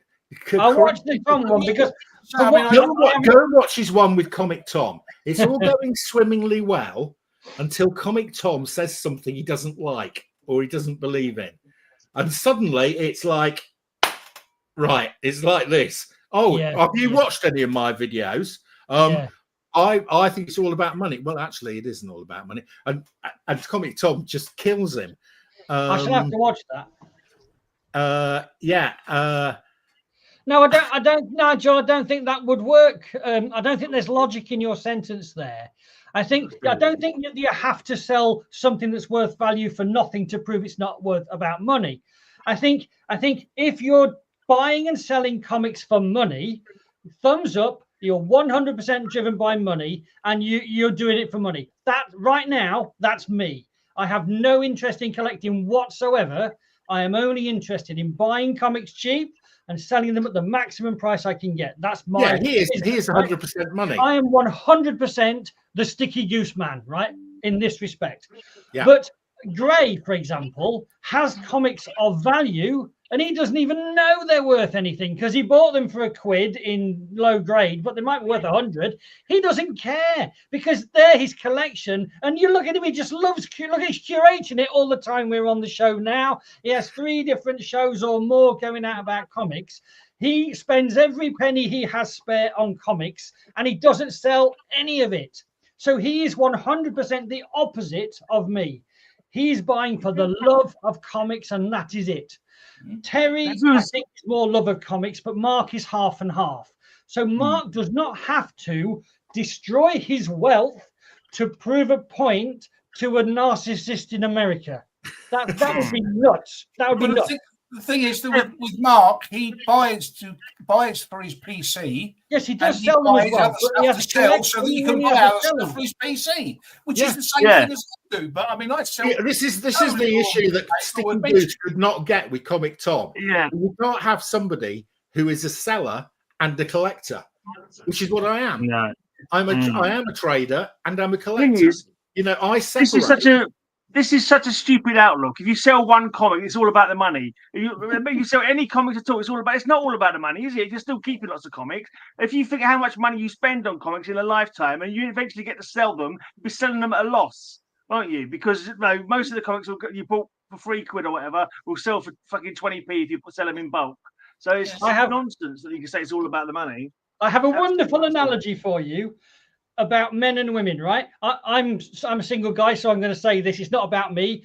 You can have a wife for love and mistresses for screwing. That the wife is 100% about love. The mistresses are 100% about screwing. You can have both at the same time. That's what the analogy is perfect. I guess what this comic is. It's a band called Hammerfall. I've said it. I got this in Germany at a festival. It's all in German. So I mean, I've said it before that it's got to the situation now where, I mean, I collected my Action Comics and my Superman comics back to 1957. A number of them cost me a few bob. I was lucky in some cases with some of the higher price ones, and I got them for a decent price, which was great. But I finished that collection. I mean, I'd like to go back to 100 with Superman and 200 with Action, but you can't find those copies, those 20-odd copies and those 10-odd copies. You can't find them at decent prices. And you certainly, I mean, even if you find them at decent price, then they say they want £100 to send them to you. So you can't do that. So I've given that idea up. So now I'm concentrating on with Batman and with Detective Comics. Now, as far as they're concerned, I am now getting close. I've already passed a few. I've got them from you, Darren. So the big boys, if you like. But I am getting close to now about 3 or 4 books in the Batman run that are going to cost me a lot of money. The Poison Ivy is going to cost me a lot of money. The Scarecrow is going to cost me a lot of money. The Penguin's going to cost me a lot of money. If I can afford it, I'll buy them. If I can't, I won't. Terry, are you buying them to make money on them, or are you buying them? I'm buying them because I want them to complete my collection. I mean, so you're not buying them to make money then? No. I'm buying them because I want them to complete my collection. It's got nothing to do with money. As you said, I'm 68 years of age. I've got nobody to leave them to, so we're sorting something else out in that respect. I couldn't give a shit about what they cost. If I can't afford them, I won't buy them. But I'm not buying them to sell them. If I was buying them to sell them, the Action Comics 252 I got from the guy that virtually gave it to me, I would be able to buy. If I sold that now, I probably could get £1,000 for it. And I could then buy those 4 I just mentioned. But I wouldn't have 252 anymore. But I wouldn't. So what's he saying? Yes, for the most part, because of a lot of people have been like and don't want to be. Yeah, and I think that sentence, Nigel, makes a lot of sense. That's absolutely, fine. I agree with that. Yeah, probably true. But so parts of what you say, I totally agree with. One bit of what you said, I totally disagree with. So on balance, that's what we're asking Sticky Goose to do. We're asking him to see on balance, and he's not balanced. He's gone totally down the love route, the wife route. No, actually, he's gone down the mistresses are screwing him. If you said money is at least a slight factor in every collector, then that would have been okay. Money is a factor to everyone, to varying degrees. That might have been more true. But just to say it's all about money and nothing else is the purest bullshit anyone's ever farted out of their fucking mouths. I'll be honest, I've sold a few comics. I mean, I've bought a few mini-series sort of thing over the years.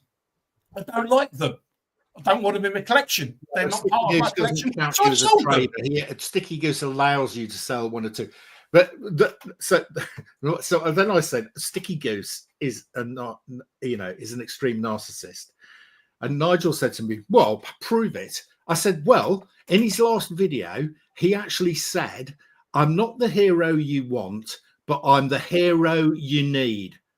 I mean, that is pretty narcissistic. If that is not the statement of a narcissist, what the hell is it? But he hasn't done a new video, has he, since he said he's quit? Has he done a new video? Yeah. But Mark says he's done that every time. I predict he'll come back. I'm surprised he hasn't already, to be honest, because he's a narcissist. He wants people to look at him, I think he'll be back, but he hasn't. To be fair, it's been about nearly a week and he hasn't come back yet. Changing the subject slightly, that comic Tom, I watched a couple of his videos when I first started. I can't stand his accent. I listened to him. I was like, I can't listen to this fella. So I unsubbed him, basically. It's about his voice really winds me up. So I don't listen to Comic Talk. Nothing against him. He seemed to be saying things that are all fair enough, but something about his accent really sort of grated on me. So I thought, you need to go watch the Sticky Goose Tommy. It is an absolute classic because it starts off all friendly, right? Yeah, I've seen a lot of people. And suddenly, Tom says something that Sticky Goose doesn't agree with, and suddenly they're like this. Mark, I mean, I haven't seen it because I couldn't be bothered watching after the thing there because it just put me off. But MJ Comics liked him very much, but he spoke. MJ's made a big mistake by sticking himself onto Sticky Goose. But he shat on him, didn't he? Did he? Yeah. I think so. They didn't mention each other at all in a sense, as far as I understand it. If MJ's got any, I like MJ. If he's got any sense, he should have dropped any connection with Sticky Goose. Yeah. He's just toxic. He's a troll. He says he's a troll. He admits he's a troll.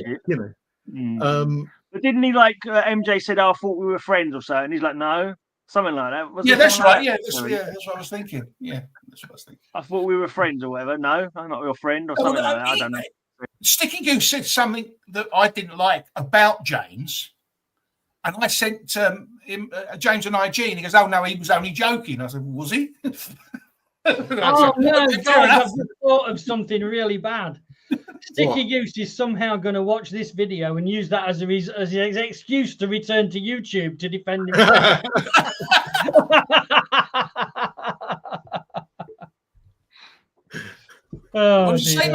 He actually friended me on my channel. Sticky Goose did, and then about a month later, he went off again. So he unsubbed me. Doing some good deeds does not eliminate all the bad deeds you have done. Especially if you're doing the good deeds to get the fucking background. Yeah. You probably ain't doing good deeds to say, "Look at me, I did a good deed. Look how fucking nice I am." Just let me comment on this one from Nigel. Let me comment on this because there's a specific example here. So he about a year ago, there's a small company came out producing holders for comics. Okay. I can't remember what they were called, but anyway, so Sticky Goose said, "Oh, these are really good. I really want." There you go. What are they called? I can't remember what they're called. I don't remember either. and then he filled his whole wall. He filled his whole wall with these things, and they sent him free ones for promoting them. Yeah. And he put them all over his wall, right? And anyway, a year later, he took one off to have a look at it, and there was a black mark on his wall where the thing had been, right? He went crazy, right? So this small company that he promoted, he suddenly starts killing. Look at this, they're awful. And also he took comic out, and there was a copy of the black at the back, and was not the acid from the comic had plasticized it and started destroying the comic. Right? Wow. So and fair enough, he was quite right to point that out. But the point I'm making is he promoted this company and then completely destroyed them. And he was going, "Oh my God, it's awful. Look at my wall. I'm going to have to repaint my wall." This is a guy who's a dentist who, by his own admission, earns more than $25,000 a month, right?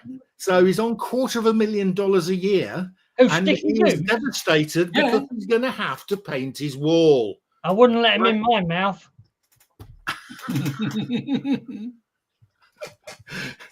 Any part of him. God, but forget all the wars in the world, in Ukraine, and you go and watch his video about how his wall has been destroyed. I mean, you're going to have to check that wall behind you. It's serious. He's going to have to paint his wall. How much is it going to cost to paint a wall? Probably $1,000. Out of your $250,000 that you make a year and the 15,000 you've made on. No, his wife's a lawyer, so I expect she's on. Yeah, well, exactly. So he's probably going to go and sue them and destroy the company. So yes, he does support small companies and destroys them. Well, I mean, we should stop talking about this guy, but if you'll tolerate one more little story. I first came across him several months before he came across you, Mark. And I just what attracted me is a comment in a YouTube video. He's banned from the second shop in like 2 weeks or something. And so I had a look at the video, and it basically gone into a shop with a camera without the owner's knowledge to start filming stuff. So there's a huge gross sense of entitlement there and surprise on the owner, which is unfair. And then his reviewing of what he saw was not really very fair. He was looking from a, I want to see lovely comics in real cheap, or you've got a really shit shop or something. And I thought his whole approach to everything about going into people's shops was wrong, and the word was toxic, but that's the best word to use about his approach. And I think they're getting banned from 2 comic shops that have been there for years in 2 weeks. Tells you a lot about the person getting banned. It doesn't tell you a lot about the shop. To paraphrase Oscar Wilde, to get banned from 1 comic shop is unfortunate. To get banned from 2 means you're a wanker. That's something like Oscar Wilde would have said, something similar to that. Very true. Very true. Let me just build on that, Darren. Right. So we watched his interview with Comic Tom. That was a turning point for him, right? Because he went into these shops with a strap-on camera, right? And you go watch his Comic Tom interview. He says, "Oh, and after the strap-on incident, seriously, after the strap-on incident, I realized that what my viewers wanted was for me to be, critical and trollish, right?" And Comic Tom said, "What are you talking about? That's not how to behave. You should be yourself, not just how you're, the lowest common denominator of your viewers." No, but he's convinced. He said, "This is where I get all my views from." And Comic Tom says, "Actually, I've looked at the views on your channel, and actually, one of the top scoring ones is you saying I've picked up a really good collection of comics, And he goes, "Oh yeah, but that was just a one-off." I'm sorry, but you're just telling me that that's the reason you get all your views. It's not. You've made some really good videos about comics, not just doing trolling. Yeah. So that's what Nigel, none of us claim to be angels, by the way. I'm sure we've all done something wrong, and definitely I have. But I have. We don't go around. More in my youth than today, though. Darren is awful. I am. I've become more angelic the older I've got. And Terry, I don't want to tell you the things he's done. Let's just say he's had to move to Devon. Or Dorset even. So anyway, that's that. I don't know how we got onto Sticky Goose, but I think it was your fault. No, it wasn't. It was Nigel. No, it's Nigel appearing. But we've done that subject to death probably again. Lift with the legs, Gray. Mark, did you say you had some comics? Yes. Let me pop to the loo and get a drink, and I'll be back in 3 minutes. If you've already started showing, then fair enough. No, so you missed the comics. I'll wait for you to come back. I'm still enjoying Greyman's Penthouse comics. I've shown the 2 that I had, or the 3 that I had, rather. I've got a full collection of the original series of those. Have you? Okay, cool. They're really there was good. one of the comics that I read of the Penthouse comics, a superhero run, and there's a woman who's like Medusa, but her long hair that she can control is down below. I can't remember what the name was, but it was extremely daft. All right, Tempest. All right, mate. We were talking about you earlier. Yeah. How much is Death Star Lego worth, Tempest? Yeah, Tempest. I've traded 2 slabbed comics for a Death Star, Lego Death Star. So yeah. Oh, very good. And Greyman tells me you're the toy expert. I don't know if you're a Lego man. Oh, look, Greyman's lifting a box very high. Above his head now. Above his head. Bloody idiot. You shouldn't be doing that. Do you know what? I used to do it a box higher. I used to go up on a ladder and do another box on top of that box. But I thought after like fucking getting up a ladder like that. It's funny though, because they say those only should be put 4 high. I mean, I know I've got mine 7 high anyway, but they're only supposed to be put 4 high. And yours is what, about 8, 9? Do you care less about the person buying the comic these days than what you would have cared before 2020? No, about the same.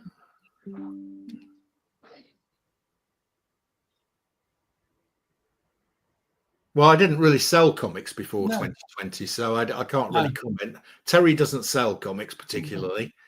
Greyman doesn't really sell comics, so Darren is really the person to answer that, because he's probably the only one who was selling comics now and selling them before then. Ooh. 200-300. Oh no, I've done a bad deal then. I'm sure it's more than that. Yeah. I was watching a video randomly the other day, and it's like, so it works out so much pence per brick or something is how they normally price it up. There's a Lego online site you can search, and my son's into all that. My son is into it all. He tells me I've done a good deal, so I'm okay. Yeah, cool. I'm out of breath now. Yeah. Yeah, I was like, it's a bit too hairy going up on a step ladder with a blinking long box. Quite unusual. The bottom box.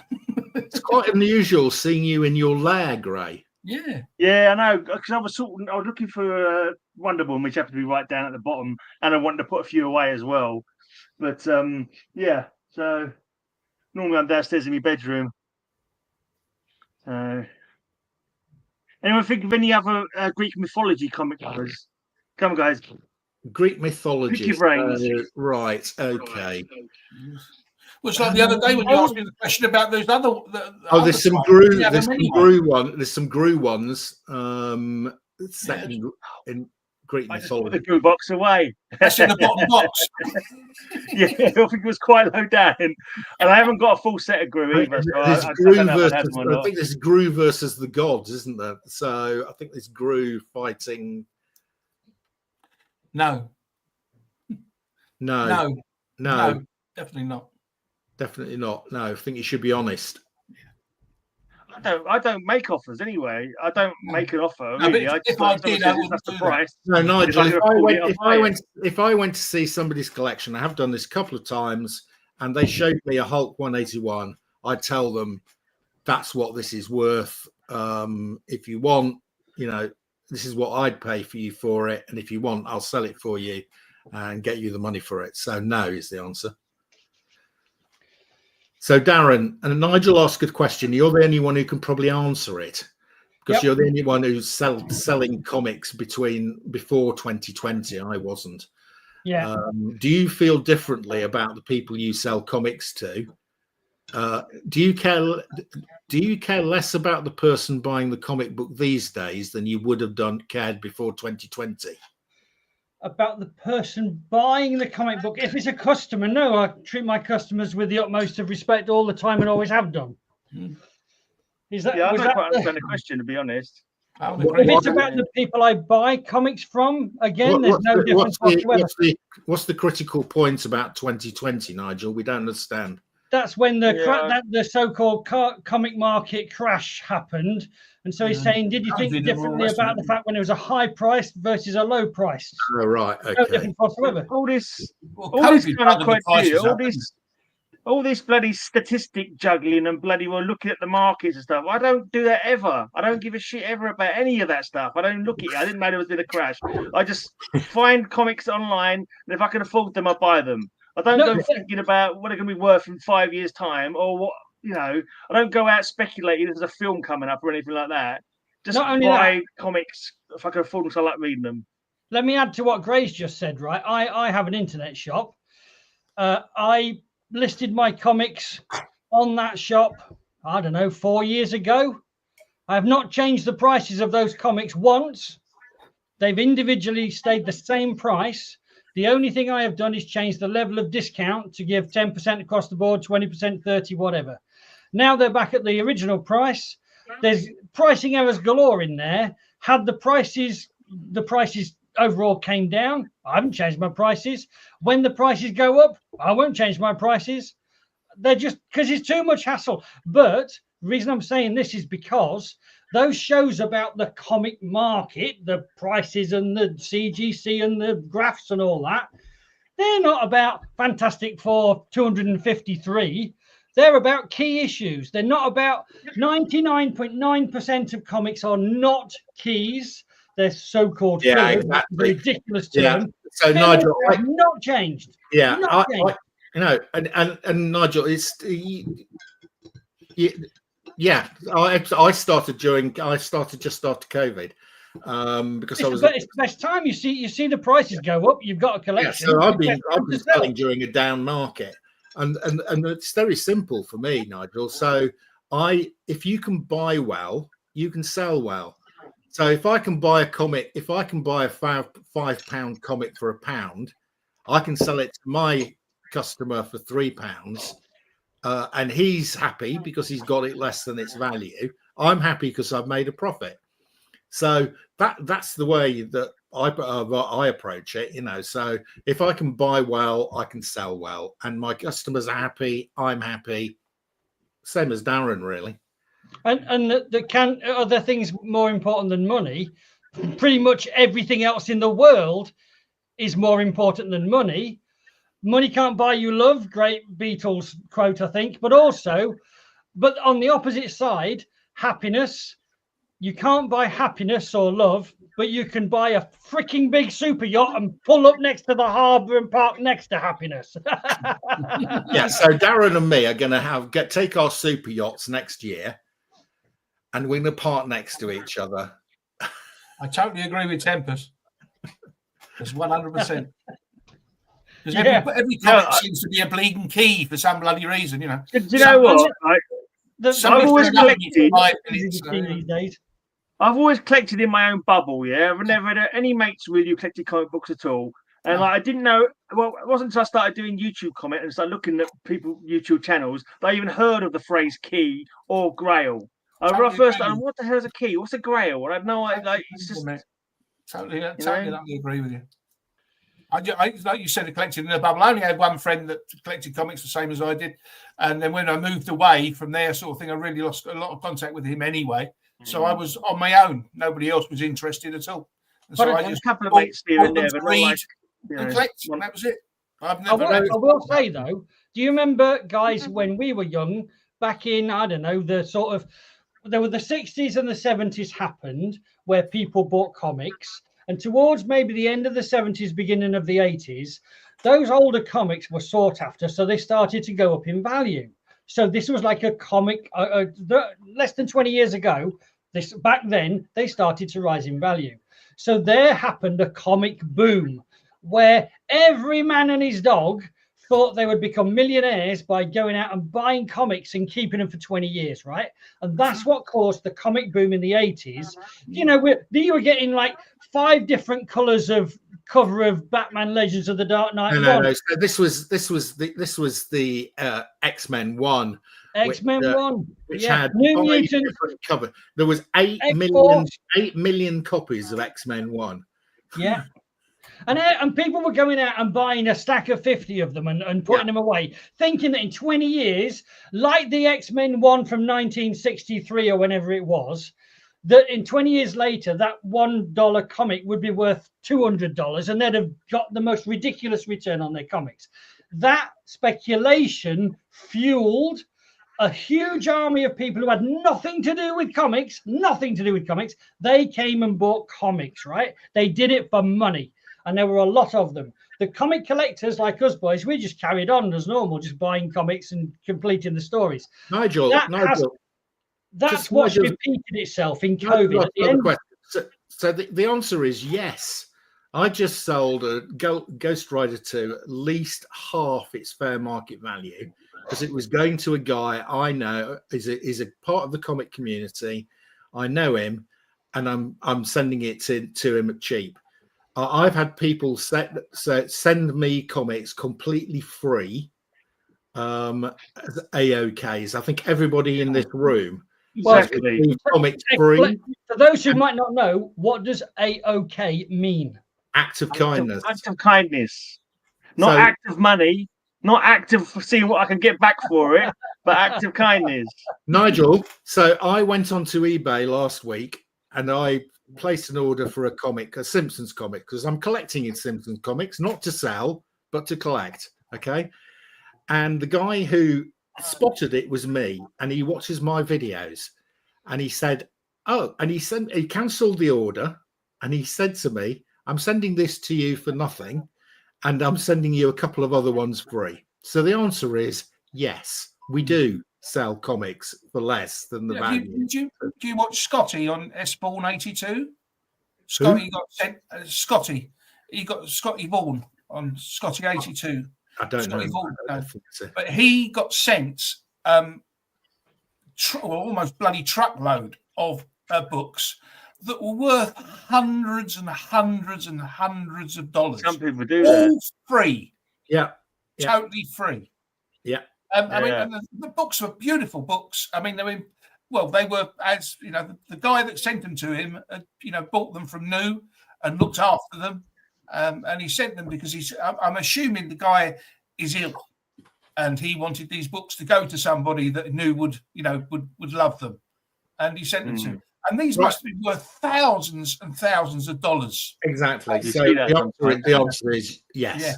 Right. Okay. So I'm going to show some comics. These are comics I'm going to sell tomorrow in my vintage show. So these are for sale. You're 100% about the money. I'm 100% about the money. But these ones are duplicates because I collect for my personal collection, right? So this is a nice ghost cover. Oh, well, thank you, Tempest. But I'll have to pay you something. Free bonus in your Coots account. Oh, this is a great unexpected cover, isn't it? Yeah, I've got that one. It's hilarious. That's just the mouth. Maybe it is just about. Maybe you don't believe in flying saucers, but would you believe in a flying sorcerer? Has that got a green glob story in it as well? It's got a green glob story, yeah. And they're crazy. The green glob stories are amazingly crazy. I like them. It's a flying sorcerer, and he's basically conjured up a large mouth. Yeah, I think that's a great cover from Unexpected. I was going to say, Mark, are you down to the last 3 million now? So I thought you had to have 3 million to have a Coots account. It's not with Nigel. I think Nigel is. I think with Nigel, if I get an account with Nigel, it might be a bit less. Right. I am collecting crypto covers because I think they're great cryptocurrency at the moment. I think they will go up in value. So here is my crypto. They already have. So here is my one of my crypto covers. Crypto is turned into Lassie. Yeah. That's when he has babies. Yes. There we go. Yeah, I was going to just mention that. I haven't got that one myself, but he became red kryptonite, made him into a girl puppy or girl dog, and he actually gets, I don't know, fucked by a boy dog and made well, so it's very, very current, very trans friendly. Yeah. Not current anymore, not with Trump. I'm going to have to increase the price of that one about 3 times. He's dead, yeah, definitely. It's kind of reminiscent of Loki from the Norse mythology. He became a mare to have sex with a stallion and gave birth to Sleipnir, Odin's 8-legged horse or whatever it was. It's 5 million now. So we'll be giving you a 2 million bonus. So we'll be giving you a 2 million bonus, mate. Now 5 million. Oh, okay, I can't make that. I can only make 3. This is good fun. This is a few Jimmy Olsons here. That was I a know 2 million bonus. Jimmy Olsen. This is I've got that one. Silver Kryptonite. There you go. Yeah. What does Silver Kryptonite do, Gray? It was a fake kryptonite. It wasn't a real thing, nothing. I believe, in that story. He just made it up for... Same as a jewel. Right. This is one of my favourite. This is a reader copy, but I think I'm going to keep it because it is one of my favourite. Kryptonite makes you bi-curious. Favourite crazy DC covers of all time. I love that one. As soon as I saw that one, I bloody picked that. I was a mark before I was going with you, long before I was going with you. My last fiver, I'm looking for a thing. I saw that and I thought, fuck me, I'm having that for 5 because that is amazing. I love that cover. And on early cover slingers, like maybe second show, guess what Matilda gave that cover? 1. Fucking 5. Fucking 5. But what was the show? What was the show? So, Jimmy Olsen has been forced to marry a female King Kong, and Superman. He's got his little headdress on, he's a witch doctor is performing the ceremony. Yeah, and Lucy's looking at him like, what the hell? This is weird. I mean, we got bestiality. All sorts of things going on here. There's absolutely amazing, that cover. I love it. There's fingering going on as well. Where? It's amazing they can find a ring in his ring. Has she put her finger in his ring? Yes. Dear me. And she's not even a proctologist. I know. That is a great cover, though. I fell as soon as I saw that one. I think that's possibly one of the early ones I got of Jimmy Olsen as well. Because I saw that, and I'm like, that's fucking amazing. I think, Gray, you introduced me to that one. Another Kryptonite cover. This Jimmy Olsen has got into the future somehow. I mean, these Jimmy Olsen and Lois Lane. So he's gone into the future and he's trying to save Krypton. He's trying to save the planet Krypton. The past.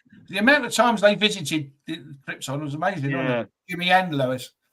Lois made time with Jor-El at one point. It's another in my cryptocurrency collection because crypto is there on the cover. It's a future video, isn't it, Mark? Cryptocurrency. It's got to be.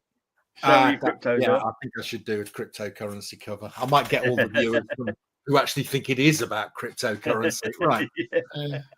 This one's actually in quite good condition. You could one in the best condition. Make a joke about Doge as well. Mark, have you got his first appearance in Adventure Comics? Sorry, have I got what? Have you got his first appearance in Adventure Comics? I haven't got his first appearance. No, you haven't. I expect Alan has. Alan has. How did you guess, Terry? Alan does have Crypto's first appearance. I do not. What number is it? Safe on the cover, isn't it?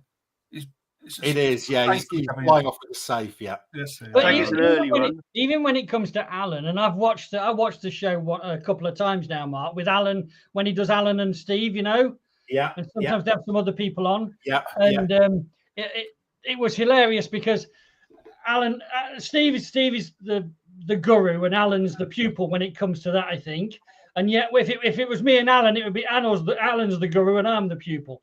Yeah. But basically, Alan was showing these stuff, and Steve was saying, "Oh wow, yeah, that's great, amazing," and you can get them really cheap. And Alan said, "Yeah, it was so cheap, I just had to buy it." And Steve was saying, "Yeah, that's really cheap." And then Alan said, "Yeah, it's like $150, so cheap." And I'm like thinking, God Almighty, I've got so many customers who wouldn't even dream of buying $150 book. Both those guys. I mean, Stephen is my comic collector's comic collector, right? He has got a Batman one. He's got a first Captain America. He has got the best comic collection in the world, as far as I'm concerned. Alan tries to compete with him, and they compete against each other, right? I don't compete. I can't compete. So me too. I get on with both of them. Yeah. They're both great guys. They're both genuine. They love comics, and they're good fun to watch. The Monday night show is good fun to watch. Favorite cover of all time? That's really difficult, Nigel. I think if you force me, I'm going to go for Fantastic 449. But anyway, there we go. I have 3 that all of which will make Greyman puke. Hulk 340. What? Right. Hulk 340 with the Wolverine claws. Right, that's one. I hate that one. The next one is as an X-Men where the Brood has implanted Wolverine and he's on his knees on a purple cover with the Brood face. He's turned into a Brood. And the last one is the one that was made famous. Well, it was already famous, but it was in the Deadpool movie where Wolverine's on the cross. Oh yes, that's a good. They're cover. my Right. 3 favourites. I'm not sure I I'd don't- in my top 10. I can't do favourites. I'm useless at making decisions of that stuff like that. But that Jimmy Olsen is definitely up there as one of my faves. Also, there's a Superboy one where Lana Lang has become Insect Queen and she's turned a little fellow into Bee Boy and they're emerging from a hive threatening Superboy. And I saw that in the shop. It was in good condition as well. I paid 15 quid for it because I fell in love with the cover. And it was like about 3 times more I'd normally pay for a comic book. But it was like 15, and I just loved the cover so much I had to have it. Look out, world! Here comes Atlas Olsen. I mean, these just. I mean, I could be tempted in collecting Jimmy Olsen as well as. Yes, Nigel's asking about favourite covers. Yeah, what's your favourite? I mean, I showed these the other week, but I mean, these are my favourite covers of all time at the moment. Anyway, first of all, it's my favourite. Oh, that's a great cover. Mm-hmm. That is my favourite nice cover. One. And I mean, that's a person who's got. Like, I mean, I've only got a paltry 21,000 comics in my collection, but that's still my favourite. So that's the top of the 21,000. That's my favourite. That is a but nice. My favourite with that one is that one, and that's. It's similar theme, Terry. Yeah, exactly. Yeah. But was that one This one was done by Ian Richardson for me. And my Superman version. That's only for you, right? That's only for you. Yeah, it's only for me. That one. Yeah. So that's my favourite. But those, Nigel, just to let you know, those are my 2 favourites. And he's also asked, what do we think of Mile High Comics? I think Mile High Comics were brilliant a few years ago when I probably bought about 3,000 comics over about a course of 5 years from him. Wow. When he was cheap. When he was doing his 60% offs. And he was charging nothing to deliver them. What, even in the UK? There were some good deals. He made a real cock up on it all. That's really what it boiled down to. If you spent more than $125, you got free postage. He was forgetting that people were ordering from the rest of the world. Yeah. And so I must have ordered a good 3,000 books from him over a course of between 4 and 5 years. And he was absolutely brilliant. But he's gone astronomical now. He's now Mile High Comics and he's living by his title. He's just crazy. That is a good one, Tempest. Atom 29. But there's that Atom run has got lots of good ones in it. So there's lots of good covers in the Atom run. Anymore, but he was great at the time. Slight change of subject. Yeah. Oh yeah. Kiss. I saw them in 1988. Did you? Yeah. Any good? Not really my cup of tea. A bit too soft for my taste. It was all right though. That was not hard enough. Around the time they had the Crazy Night single out. Crazy Night. They don't have nails in their throat to make them gravelly, do they, Craig? No, I think at that point they weren't even wearing the makeup. I think they was in the not wearing the makeup stage. No. No, and the costume, I think they was like dressed normally for that gig. I'm pretty sure. Interesting. Have you got any of the Slayer comics? I might be interested in them. Slayer. No, this is quite a nice one. I quite like this one. Vampirella.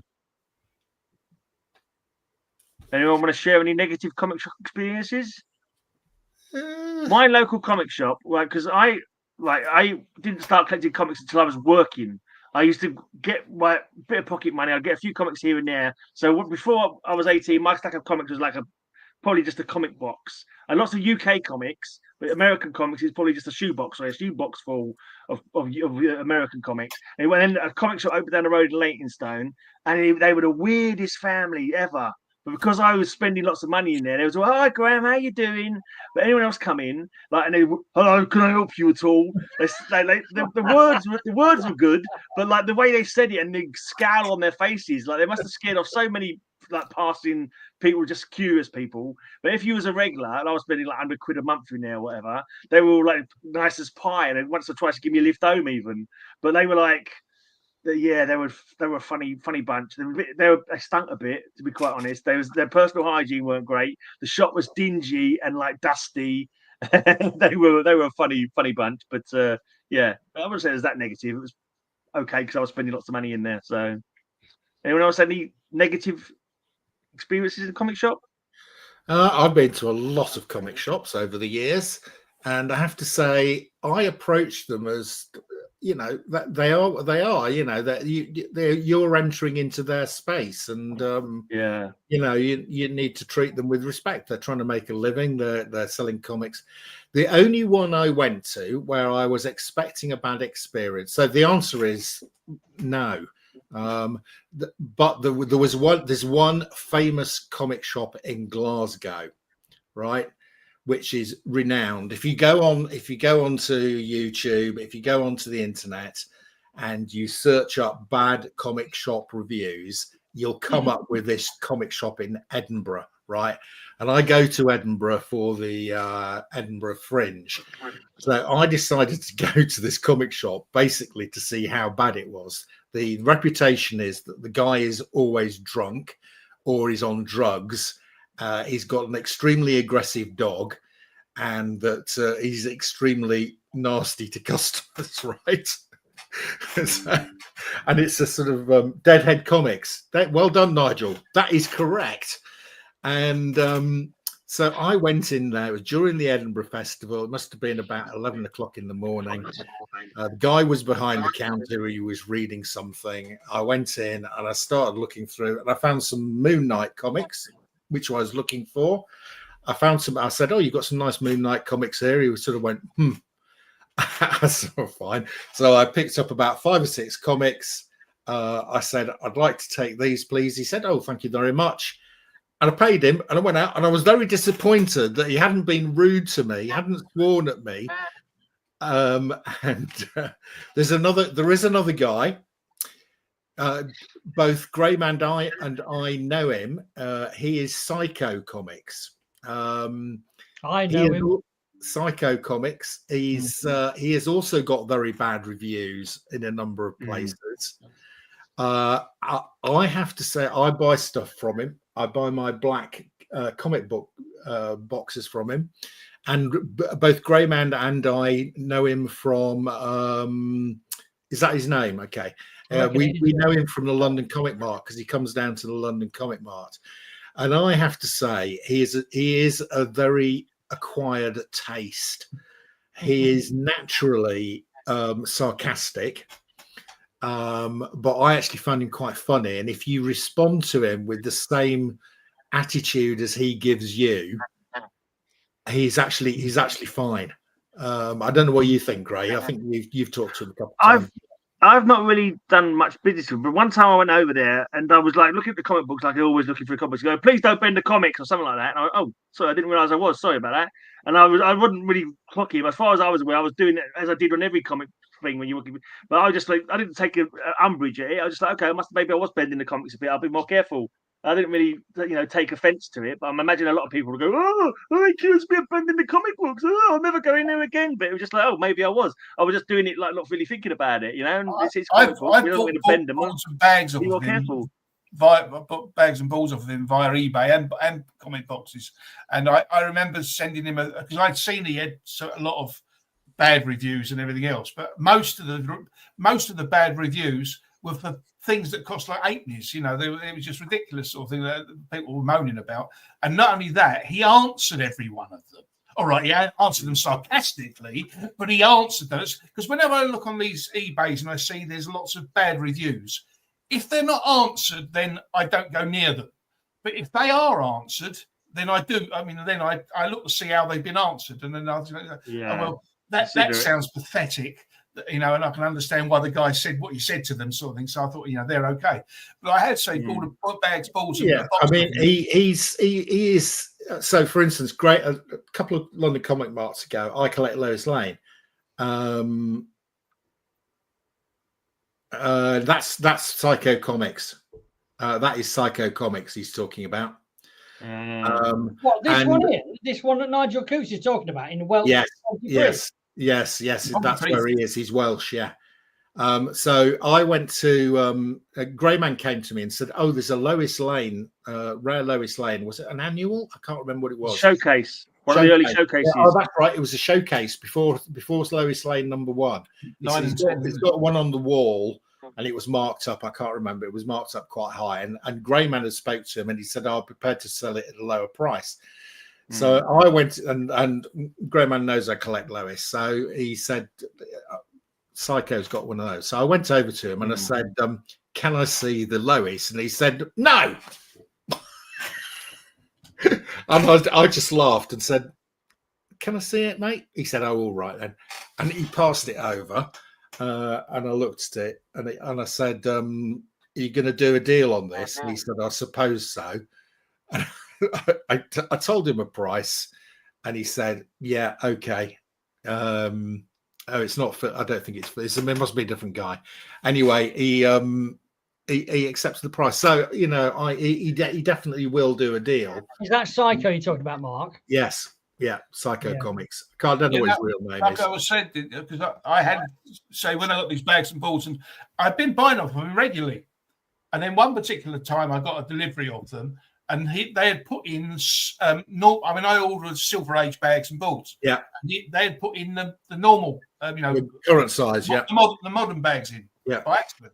So I sent him a thank, but I could see the way that everything was, worded the way they did. So I would have done it anyway, but I just worded it in the nicest way I could possibly do. Obviously something's happened here, sort of thing. You obviously do loads and loads of bags and balls and everything else, and somebody's picked up the wrong packet. So I did it like that, and I got a nice reply back. So I am sorry about that. I'll get them sent out to you straight away. And then a couple of days later, the correct things arrived. But when I've seen those other things there, people have had a go at him first.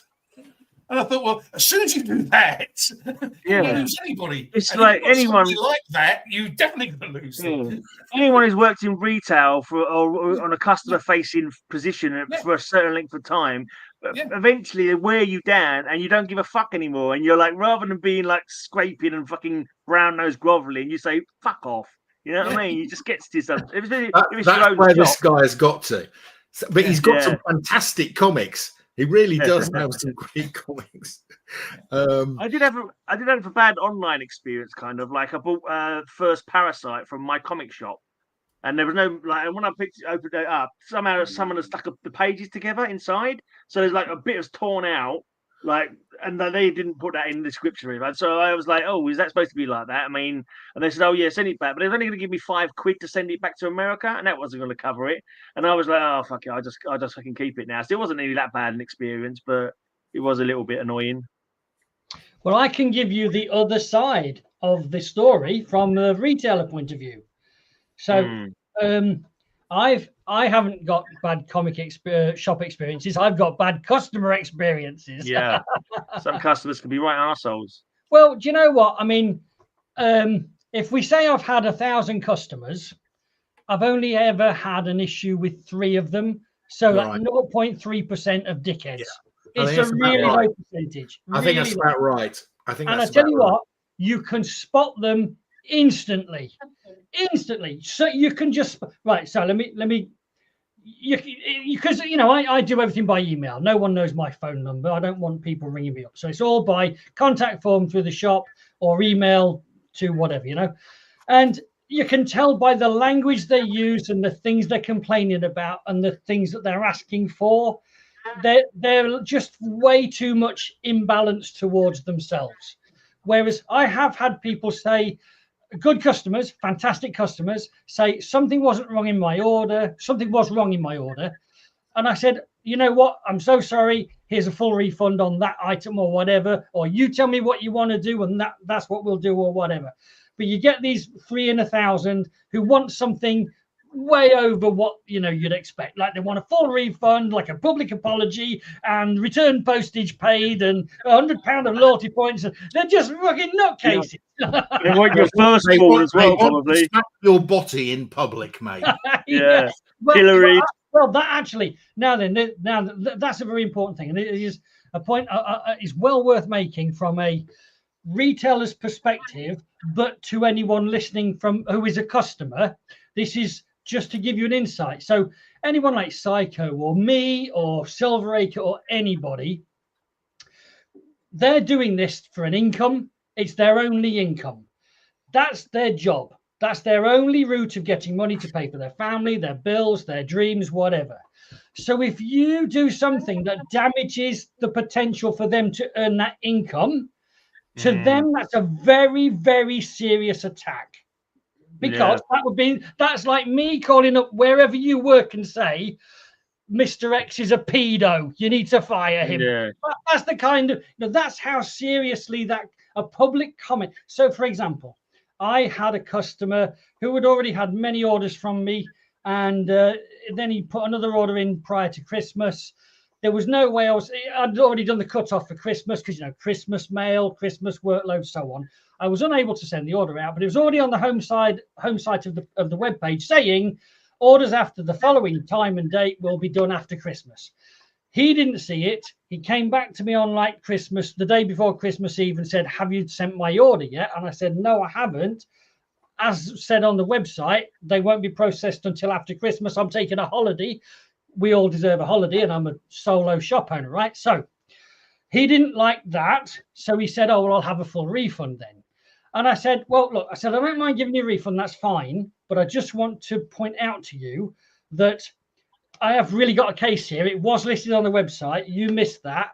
It's kind of unrealistic to order 4 working days before Christmas and expect it to arrive before Christmas when you think about businesses. And also, this was at the time when I was on like 66% off and an extra tenner if you spent over so much. So I said, you're on 70% off. And you've got a stash of loyalty points you can use as well. These are nearly free." So I said, "Are you really, really sure that you want to throw this bunch of free comics away just because they didn't arrive before Christmas?" Well, this guy, now remember, this is like the 4th order he's done. And he was on the 1st and 2nd orders. He was so pleased. He said, "I run an Instagram group about comics. I'm going to tell them all about you. You're amazing." So he'd gone from amazing.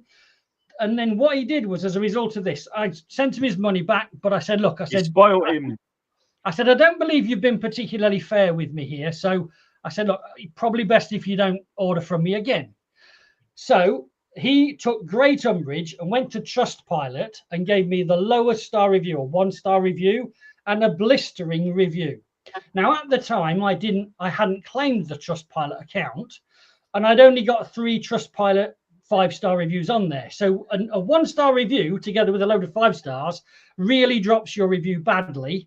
And it's a horrible story, So that to me was a serious attack on me that I considered very unfair, because after 3 positive orders, and I tried my hardest to save the 4th order, I got a blistering attack. That was an imbalanced, toxic attack by a spoiled, privileged, over-entitled customer. That is what is going to get you. That's the sticky goose. That's going to get you thrown out of comic shops.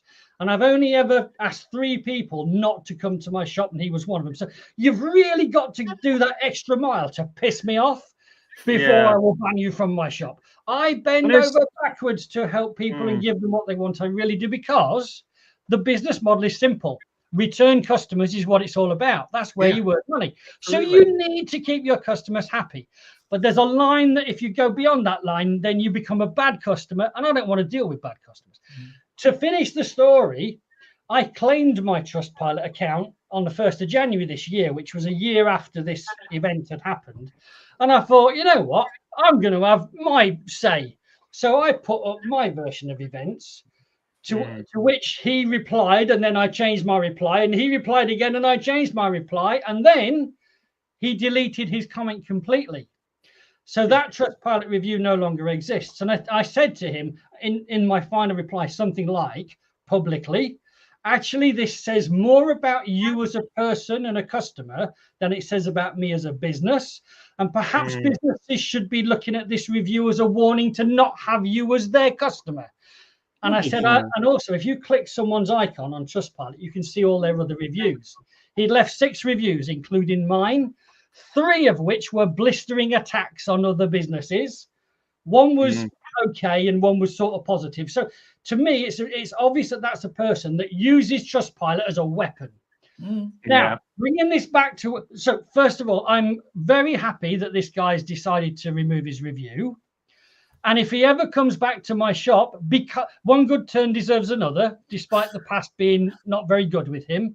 If he was to come across my path again, I'd probably say, you know what, wipe the slate clean. Thanks for removing your review. Here's 20 quid of loyalty points. Yeah, he only removed Aaron, that I'm so glad you said that. Because you're going to do it now. Now I can come back and order from you again. So what I want to say is this. From a Dear Trustpilot, Darren is a scumbag. He sniffs ladies' underwear that he steals off their washing line. From a retailer's perspective, become a meme. If you have a problem with an order, the last thing the retailer wants to do is for that dirty washing to be aired in public. That's the last thing the retailer wants. But that does not mean that's the first thing you should do because it's the biggest weapon. That's like nuking someone. The first thing you should do is get back in touch with the retailer and say, I have an issue or a request or something. And if you approach, like Terry had explained with Psycho Comics, if you met, or Mark, when you walked into a certain shop, if you approach the retailer nicely, he will 100% be nice back to you. And whatever your issue is, that retailer will turn that into a 100% success story for you, because that retailer wants a 5-star review or a big shout out on Facebook or any other positive news. So my advice to customers is be fair, don't nuke at day one. If the retailer is an arsehole and really genuinely is, you send as many nukes as you want wherever you want. Well, to be honest with you, you'll be out of business. Yeah. Won't good, don't do well. But like, some people come in just to rip you off. Some customers are literally there to rip you off from the start. Yes, they are. And they do it all over the place, like eBay. So many people just, it was broken when it got to me. Yeah, and, you end up losing out. They get whatever they want. I now always use tracked, because people say, "Oh, it didn't arrive." Yeah. And eBay will go, "Oh, well, if they say it didn't arrive, it didn't arrive. You can have all your money back." So whereas if you do tracked, Royal Mail say, "Well, we delivered it, mate." eBay will go, "Well, actually, this guy's they say it arrived." Now, when I send anything, because I sold most of my statues, a bust and everything else, basically so I could buy comics, and I had one situation with an eBay thing. I sold this particular statue. It's about £125. It was a Harley Quinn one, but it was the first edition of this particular statue, and it was one of the not bomb blasters. I can't think of the bloody name of it now. But anyway, it was the 1950s things that they brought out. They brought out bombshells. They brought out these. They brought out the comics, but they brought these statues out. And the first statue, I actually had the first of the Harley Quinn. And the very first ones they brought out of those bombshell statues were all in one. Afterwards, they started coming. You had a base, then you had a little clip that magnetized with their name on, and then the statue that went on top. And then some of the other ones that were made up of half a dozen different bits and pieces. But this particular one was the first edition. And I advertised it. I took loads of photographs of it, put it on eBay. I mean, I had loads of statues on there at the same time. But I put this particular one. Anyway, I sold it. I packed it all up nicely and everything else, and I sent it off. And I always do a photograph of what I'm doing when I'm packaging as well. So I took photographs of me packing it, put it in the box, going to the post office. I took a photograph of it being held by the person at the post office. The whole thing. So it was shown from beginning to end of how it got there. Yeah. I got an email. We've received the statue, and they sent some photographs of it. And they sent the photographs of it damaged. And there was like a lump out of one of the arms. There was a lump out of her arse. And there was like paint marks on it and scratches on it. And what the? This isn't the statue I sent you. There's no way in the world it's the statue I sent you. So anyway, they reported it to eBay. And then eBay, did all the things like that. And I sent them, because I had taken lots more photographs anyway, apart from the ones I sent them. I sent them the photographs and I said, this is what I sent them. and this is what they're saying. And then I turned around and said, I asked them to send me photographs of the statue that they have got. And they never replied back. And then when I looked at the timing of it, I checked to see when it had been delivered. And they had actually sent me an email about the broken one an hour before they received it. So I sent all that information to eBay with the photograph. But what they were showing me, they had obviously got one that was damaged. Did eBay support you? Yeah.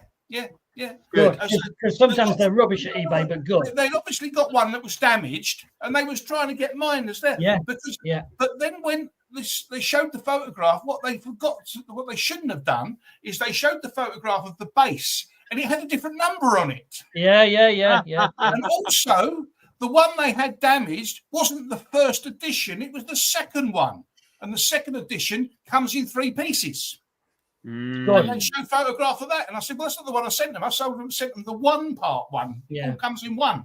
This is the second edition." So I sent all the photographs, sent all the information to eBay, and they signed them on. And also, they knocked them off as well. They actually took them off eBay. There's something on eBay that I haven't used eBay for a long time, but I did use it probably 6 or 7 years ago. There's a feature in there in your seller settings where you can block people who have a feedback of less than a certain number. So I think I've set that to 5. So if I ever use eBay, nobody with less than 5 can buy one of my items. No. Because scammer accounts are normally 0 feedback. Oh, yeah. But there's other things to protect yourself as well. But I'm well pleased with that, Terry. That's a good story. That's good. That's well done. So all the photographs. I always do it. I would do it with the comics. The thing is as well, eBay have changed again. You could put 10 photographs. You could send them 10 photographs of the journey of what you packaged. You can't do that now. It's only 5. They changed. Right. So I can't do that. Again, a good thing. I've got the 10 photographs. The more you do, the better. Because, and again, 99% of purchases on eBay, maybe 97, I don't know, are completely genuine. Yeah. But there's the problem is scammers don't buy £2 comics. There's no point. Scammers are after the high-value goods. Yeah. So when you get scammed, it stings. No, that statue, because it was the first edition and everything else. They paid They paid £249 for it. So it was the first edition. So, but I got sort of scammed, but not scammed. It was only the low value item. It was a party drinking game thing, and a guy messaged me, "So, can you please send it special delivery? I want it really quickly." And then as soon as he got it, he said, "Oh, it's broken." But the thing was, he then got it for free, but I got my money back from post office because he'd asked me to do it special delivery. So I think he had every intention of saying it was broken, even though it wasn't, probably, because he wanted to cover me as well. So he was kind of like a gentle scam. So really, I don't know, he scammed the post office because he knew it wasn't broken, and he just, brand new. Getting your money back from the post office is not easy. It's a long always. Going back to delivery. Well, that's why I stopped using. That's why I stopped you because eBay go, "Oh, buy the label from us." So one of the times I bought the label from eBay, it was Royal Mail. I sent it off, and what happened? It got lost. So I said to eBay, "Well, you this is through you. You need to sort it out." And they came back and said, "Oh, no, if it's through Royal Mail, even though you bought the label through us, you have to sort it out with Royal Mail." I thought, fuck off. That is the last time. What the fuck? Why the fuck am I buying my label through eBay then? Yeah. No, I got the last time I bought an eBay. I bought an eBay label. That's the last. I got it in a couple of times. I did did the print label off and done that. And then when I took it down to the post office, I got a right lecture because I'm a regular at the post office, or was then. Regular that, and I got a right lecture from the lady that was behind her. Elizabeth, her name was. So a right old lecture from her. "What are you doing this for? We don't earn any money if you do this." I said, "Well, they don't I just stopped. So I said, "Oh, if that's the case, then I won't bother." I didn't realise that. So they said, "No, we get." doing that. Just before we go on to the question at the bottom, I'll just tell you something, right? Because I use Royal Mail a lot, and I've had a lot of conversations with Royal Mail about comics. And in one of the earliest conversations I had when they were trying to sell me insurance on the comic, it turns out that Royal Mail insurance does not pay out on antiquities and collectibles. So there's no point buying it in the first place. Now, imagine, you know that we all know the difference between a near mint new comic and a corner dinged comic. Very fine, maybe, right? A lot of people don't want a corner dinged comic. And that's the most likely thing to happen when you ship a comic. It is, yeah. Can you imagine the person at the Royal Mail saying, "Oh, I've got to, someone wants their money back here. And oh, look, there's a comic for children that's completely readable in that photo and is completely readable in that photo. Huh? I'm not refunding that. It's completely readable." They don't understand collecting at all. So they're not going to get your money back, which is why they probably don't pay out on collectibles. Another thing I'd wonder about, they'd look at it and go, "Oh, it's worth 10p. It says 10p on the cover." We'll refund that, don't you worry. Yeah. I mean, the thing is with Royal Mail now, there is one where you can do signed, second delivery signed. But there's another one where it's about another 30 or 40 pence, and you can insure it for up to 250 quid. Yeah, that's what I do, Terry. Yeah. So there's something on the label. It's weird. On the label, for another 30 pence, you can do that to say insure. Insurance, you say 50 quid. Okay, so I've sent my Planet Comics books over to America. They were worth. I sold them. I sold them for 1,500 quid. So. They went over to the States on Royal Mail International Tract with 250 quid insurance. What I would say, I've never had a problem with International Tract with Royal Mail, because I think if you do the tract, they know they've got 250 quid at stake. So even though the thing inside may be worth a lot more than 250 quid, and I've had a delivery from my door to the door of somebody in the States in 5 days through Royal Mail International Tract, and 6 days to Canada. That is faster. The guy in Canada said this is faster than if he was in Quebec. He said if somebody sent this from Toronto, you've arrived faster than somebody sending it from Toronto. Well, that's Mark. Do you remember when I sent some to Bill? Yeah. Just recently, I sent two identical boxes, almost identical, right? Same labeling, same everything. But I did them on same courier, which I think was Royal Mail International, I'm not sure. Yeah. I bought them both. I think I bought both of them on the internet, off Parcel Monkey, which I've had great success with. They basically do that. So these are two identically packaged items, but I paid for them separately. No difference between them whatsoever. Picked up. The guy came to pick them up from my house. Put them both boxes beside each other in his van.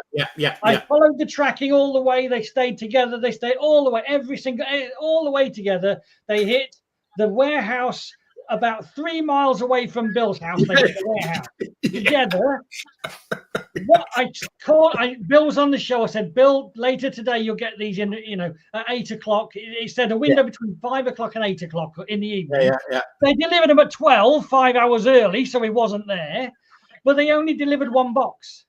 And the other box took about 6 more weeks to get to him. It's amazing.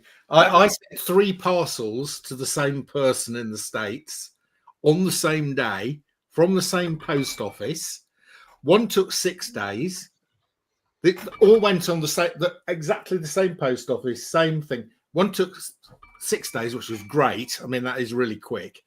One took 8 days and one took 10 days. To be honest, the 10 days was what I was expecting. But what's amazing is why have they all taken different times? They all went off together in the same pack. The quickest delivery I've ever had, and it just totally and utterly amazed me. Big Grey. And it was 4 days from Australia. 4 days? 4 days. Wow. I couldn't believe it. I could not believe it because I thought it was when it arrived in the post. I thought it was something else that had come from America, and I picked it up. How the bloody hell? And I can only assume what happened was, when he put it, he delivered it. It must have gone straight onto the plane.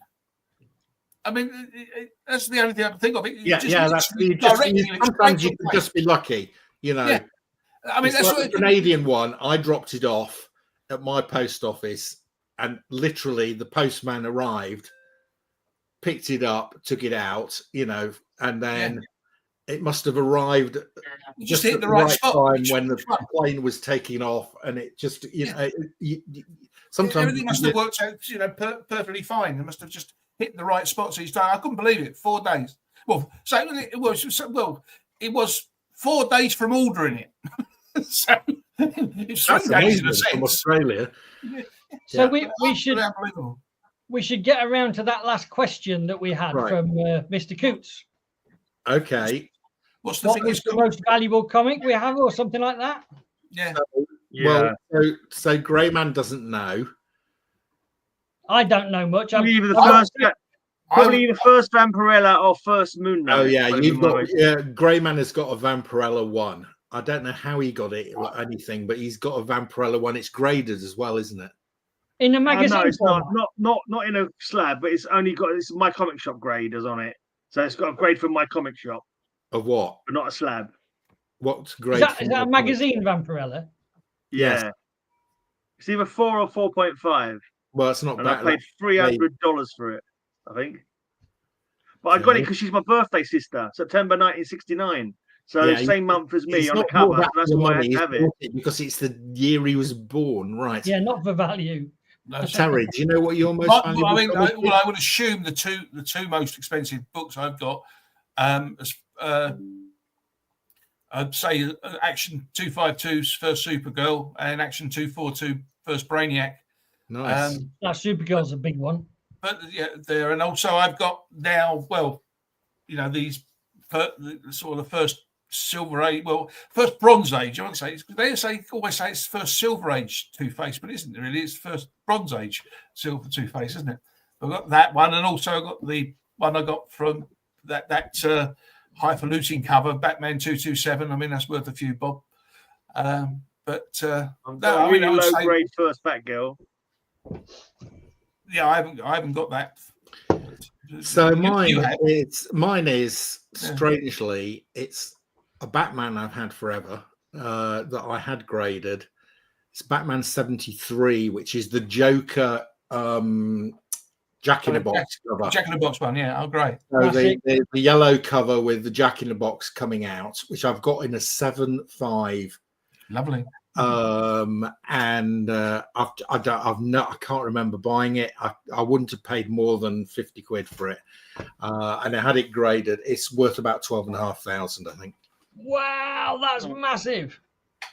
That's massive. Talking about care packages to Indianapolis, I actually am putting one together for you right now, Kal. That's why I started going from, because how many 2018s have you got in your collection? I know you've got the one from the Clash geezer signed, but I've got a load of doubles 2000 AD that I'm too lazy to sell, so I'm going to give them out as AOK to people and or sell them to people.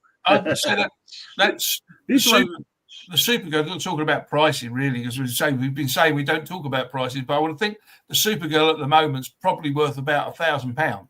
The one I've got, you know. Yeah, it probably is. Yeah. But if the Supergirl film does really, really well, it's going to be worth a lot more. But again, it's not something I'm going to sell, so it don't really matter.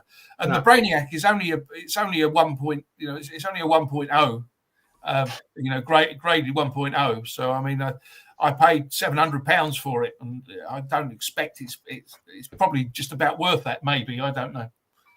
I mean, they've got to bring a Brainiac film out, I suppose, to make it worth any more. But it's only a 1.0. Well, amazingly enough, went up a lot. It's gone down a lot now, isn't it? I don't have any monster value books. I think the top of the range for me is about £1,000 ish. So I've got nothing more. On your website at £1,000. You're looking at one now, are you? No, I've got a couple I was just knocking around the front room, but that one's not expensive because it's such a low grade. No, that's that's how much is it? Gray. That's a cracker. How much is it? I think about 100 quid. My pile. Yeah, but Gray, remember that this is absolutely fucked. Yeah, how fucked is it? Fucked. I'd love to have that. So, Nigel, if you're Close up. watching, this is a guy who it's all about the money because Yeah, he's I taken can't your say anything fucked about it so far. This is fabric tape. He's taken Lovely. your question and he's using They've it. done as a good selling job op- there. He's using it as a selling They have done a opportunity. good job. There's a tear there in the front page. Right, this is not your most valuable comic. No, this is about 100 quid. Is there a bit missing on that first page that's torn, or is it just the tear? No, no, it's still there. It's just torn up there, so it's still complete. Oh, that's It's there, fine, it's yeah. there. Looking good. 100 That's quid, 100 quid, and it's yours. definitely a Greyman comic. Yeah, I'd love to. Is that number? It's Green Lantern number 1, isn't it? Green Lantern number 1, yeah. Oh yeah, put it on my pile. I'll pay for it eventually. What did I say? It's complete. Front cover is totally detached. Back cover and interior taped together with fabric tape. Old and dirty, but a good effort. And a 3-inch tear in the splash page. Yep, that's fine. Seen all of that. So, yep. Right, it's in the Yeah. that's in your piling. Great. Then Cool. there's this one, which this is not your one, Terry. Have you already had yours? No, it's still sitting on your shelf. I think that's my one that you haven't sent me yet that I've paid for. Oh, is this one yours? No, I think this is the third copy. I'm not sure. I think that's the buy one get one free for that last comic. You've got one there, Mark, and I reckon you've got one there, Terry, and this is my final copy of this. Is that not the bug off deal, Darren, for the last comic of all? Yeah. And then there's always this one. That's a good one. That is very nice. How much is that? Are you selling that for? I don't know. I'd have to check prices, but very good. And it is. Well, I'll tell you what the issue on this one is. Right, is the corner. Look, there's a missing corner on the cover, and on a couple of pages, the corner's missing. Yeah. So I think that actually might. So if CGC graded it, you'd probably get a lot lower than a very good. You would, yeah. So this is not a CGC-able comic, No. but in terms of is it very good to a collector, I think it's probably a VG minus or maybe a good plus, something like that. So that's probably about 300 or 400 quid on those terms. Mm. But the two I like having in the collection, well, not the collection, in the stock the most. I've got an Avengers 1 knocking around somewhere and a Strange Tales 110 somewhere knocking around. Right. Knocking around somewhere like that. Yeah, they're in a box which I lose boxes all the time. I haven't seen the Avengers number 1 for about a year. I've forgotten where I put it. It wasn't in the box where I thought it was. How many comics have you got, Darren? Oh, I think Marvel and DC size comics about 70,000, and I think what else is there? I think you would add another 3,000 Marvel UK type size weekly reprints. Yeah. Add another couple of thousand for 2000 AD. Yeah. Add another couple of thousand for like Victor, Warlord, Battle, Dandy. About 80,000. Add another 1,000 for hardback annuals. What about Indies? And Indies is in the Marvel DC size, Oh, so that's 70,000. But so on the shop right now, live on the shop, there's only about 20,000 comics, I reckon. Yeah, but you haven't done anything for 18 months. That's true, but latest update on that is, I'm working on getting the Marvel ready. I'm now on the last 10 boxes of Marvel to grade and bag and board. Okay. And once those 10 boxes are done, that's going to be a 15,000 Marvel comics upload. Right. And I think I'm going to run out of time, so I'm probably not going to do any DC or Indies in that upload. I'll probably just do the Marvel, and then they'll go on, and then they'll be available to buy. The photos might have to come a month later because I'm not going to make it. And then after I've got the photos on, then I'll start getting the DC and the Indies. Well, what I want to get on is the Batman and Detectives, actually. So I've got about 2,000 Batman and Detective comics. Those need to go on next. I thought about sticking a load of Star Wars on as well, because that's always popular. and then everything else. You know what? Once those Marvel go on, there's probably only another 200 Marvel comics in the house. So I'm out. Once those Marvels are on, that's it. I'm out of Marvel comics basically. I've still got about 20,000 DC or 30,000 DC, something like that. I don't know, that aren't on the shop, and probably about 10,000 indies. But there's enough to keep me processing for more than 1 year. To Right. get it all in. So Terry, how many? Terry will be able to give us an exact answer. Yes, he will. Well, you can break it down by company a bit. Other than the ones I haven't catalogued yet and everything else, it's around about 20,834.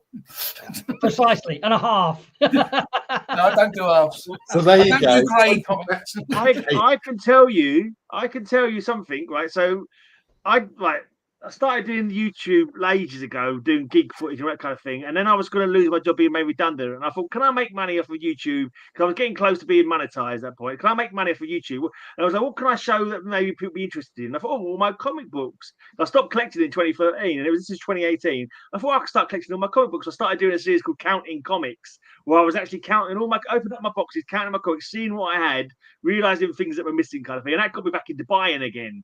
And but in 2019, when I finished the Counting Comic series, I can tell you exactly how many I had. Just give me a second. I had 10,976 DC, 2,309 Marvel, and 986 others. This is in 2019, and I reckon I've easily probably doubled that now. I should think.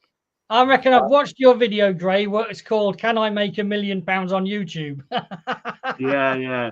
I was doing a blog, a daily blog. I've done a couple of years of daily blog. The answer to that question is no. Right, fat no. A big fat zero. If I can make a new series, can I make £1 a day on YouTube? And again, the answer is probably no. So I think I have got between 40 and 50,000 comics. That's huge, Mark. That's massive. I think Tempest has got quite a lot. Well, he's got 10 Marvel comics. He's got 10 Marvel. Probably got about 20 DC. Wow, that's like wow. Probably about 20 DC as well. I reckon. He's got more DC than that. He shows more on his channel. I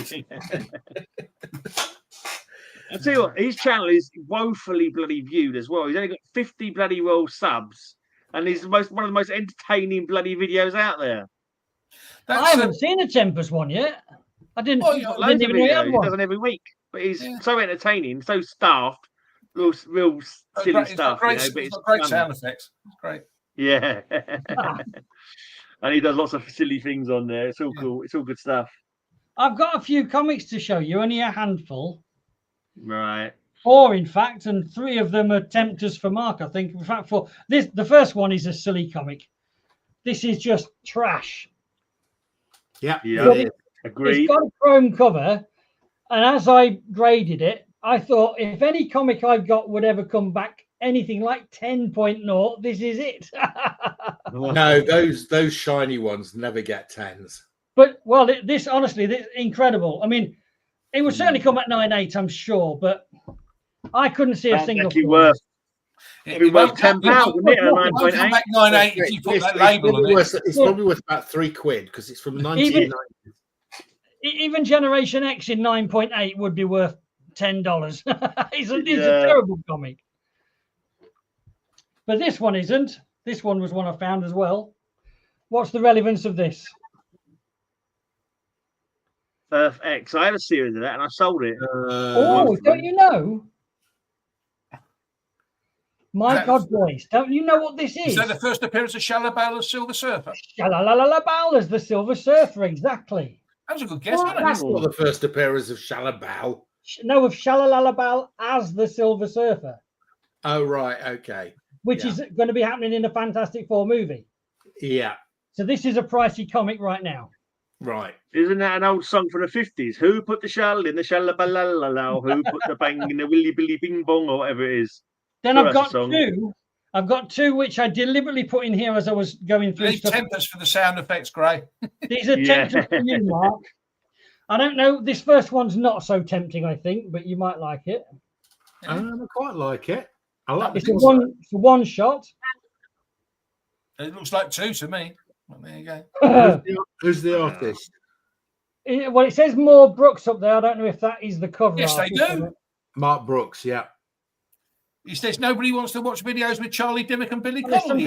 some kind of Japan insignia there. I don't know what that Brooks I don't know what is. that means either. No. 2005. It says Brooks 2005. Is that his signature? No. I don't know what that. If you want to answer that question, Mark. No, it's not. It's Japanese for Marvel. No is the answer, Nigel. Yeah, it's probably Japanese Japanese for for Marvel. your pile, Mark. Yeah, by pile, yes. I don't know what it is. 50-50 on this. But this next one, if you haven't got it, I reckon it's 110% your pile. Let's see if I've got you worked out yet. Yes. Oh, brilliant. Yeah, definitely. Have you got it? Is it Dave Stevens? Oh, Marilyn. It's not Dave Stevens. Steve Niles. Les Edwards. Steve Niles. Yeah, definitely. Yeah. Nice, isn't it? Yeah. That's Marilyn Monroe. Really? Some kind of blood coming out of her eye. Yeah, I haven't got that. And that is in very, very, because this is like a prestige format. So they're easy. Yeah. This came from a collection where the guy bought them off the news thing, bagged them, and put them in a farm barn for 30 years, and then I bought them. So this is immaculate. Yeah, no, it's beautiful. Yeah. I think that is worth a grade, and I think that would come back. I think it would come back 9.8 or better. Well, I'm going to test you on that. So I'll buy it off you and I'll send it off for grading. If it doesn't come back a 9.8, I'll write a Trustpilot review about you. Can we have a sweepstake over it? Can we have like a gamble over it or something like that? Yeah, Splat Comics sold me this as a 9.8. I sent it off to CGC. It came back a 7.5. That's all I had, unless you want to see That's DC. the funny thing that's talking about quantities of comics, though, because I thought if I hadn't sold mine back in the 80s, I wouldn't have had to rebuy all of the ones I am buying, so it made Darren a little bit poorer. But then maybe I would have, because I would have had everything I wanted then, I would have probably started going back into the golden age. I don't know. Then I was sort of like started moving towards the sort of, as best you can in this country. It's very difficult to do golden age. I would like to get 2 golden age, one from July 1947, because that was my mum's birthday, and one from March 1938, because that's my dad's birthday. But they might be tricky. I think the 47 might be easier. The 38, very tricky. My mother and father were born in 28, so I ain't got any chance to get anything DC anyway. Anything. Why do they want? It was 35 they started, didn't it? Right. Okay, guys, I'm going to have to go. I think I meant to finish 45 minutes ago. I think the Brits have delivered tonight. Yeah. Done well. They certainly have, with the new haircut. Team haircut. And the new shave. Great, you've got to get head shape exactly. So I think Darren has done a pretty good job of pretending to be Kyle. Yeah. I was telling you, Mark, the other day that I've got bad facial recognition. Yeah, I was telling you the other day I got bad facial recognition. I see Terry in his new video and I go, is he changed? Is he different? Did he used to have a beard? I'm going to myself. I can't remember. And the same as Darren. I thought, was he cut his hair? Gray has got this condition. It's called face misogyny. Or something. Yeah, I'm terrible. Right, we're going to finish it here because I went to make my dinner 45 minutes ago. Cheers, everyone. Oh, wait a minute. It's definitely Kyle. It's Kyle. Kyle, yeah, you've moved to Doncaster. I can't send you that. It's a Christmas present. All right, night, guys. Send me the ideas of Greek mythology comics if you can think of any. Cheers. See ya. Mythology comics.